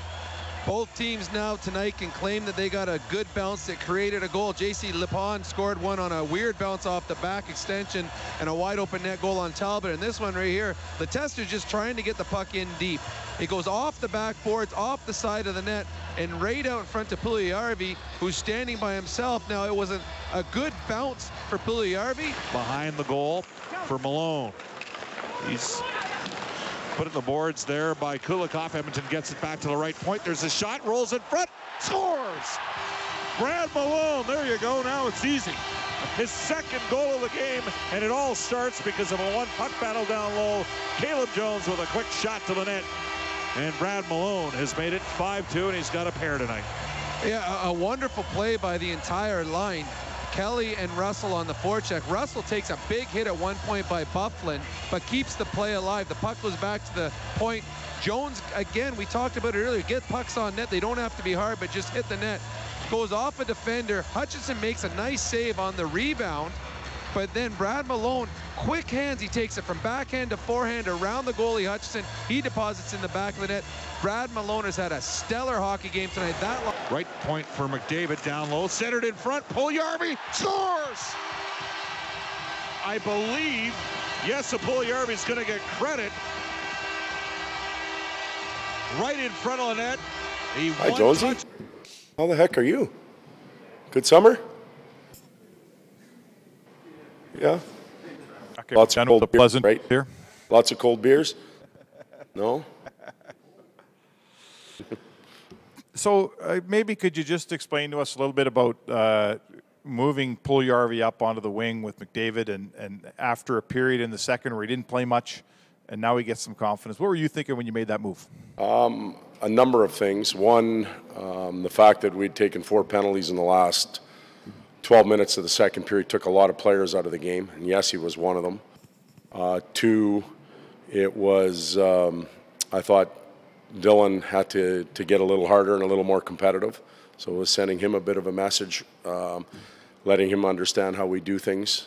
And 3 was trying to get Jesse going, and obviously he had a bit of a spark there, worked well with Connor, so hopefully the 2 messages were strongly sent, and both players understand that they, one got the benefit, the other one has to be a little bit better.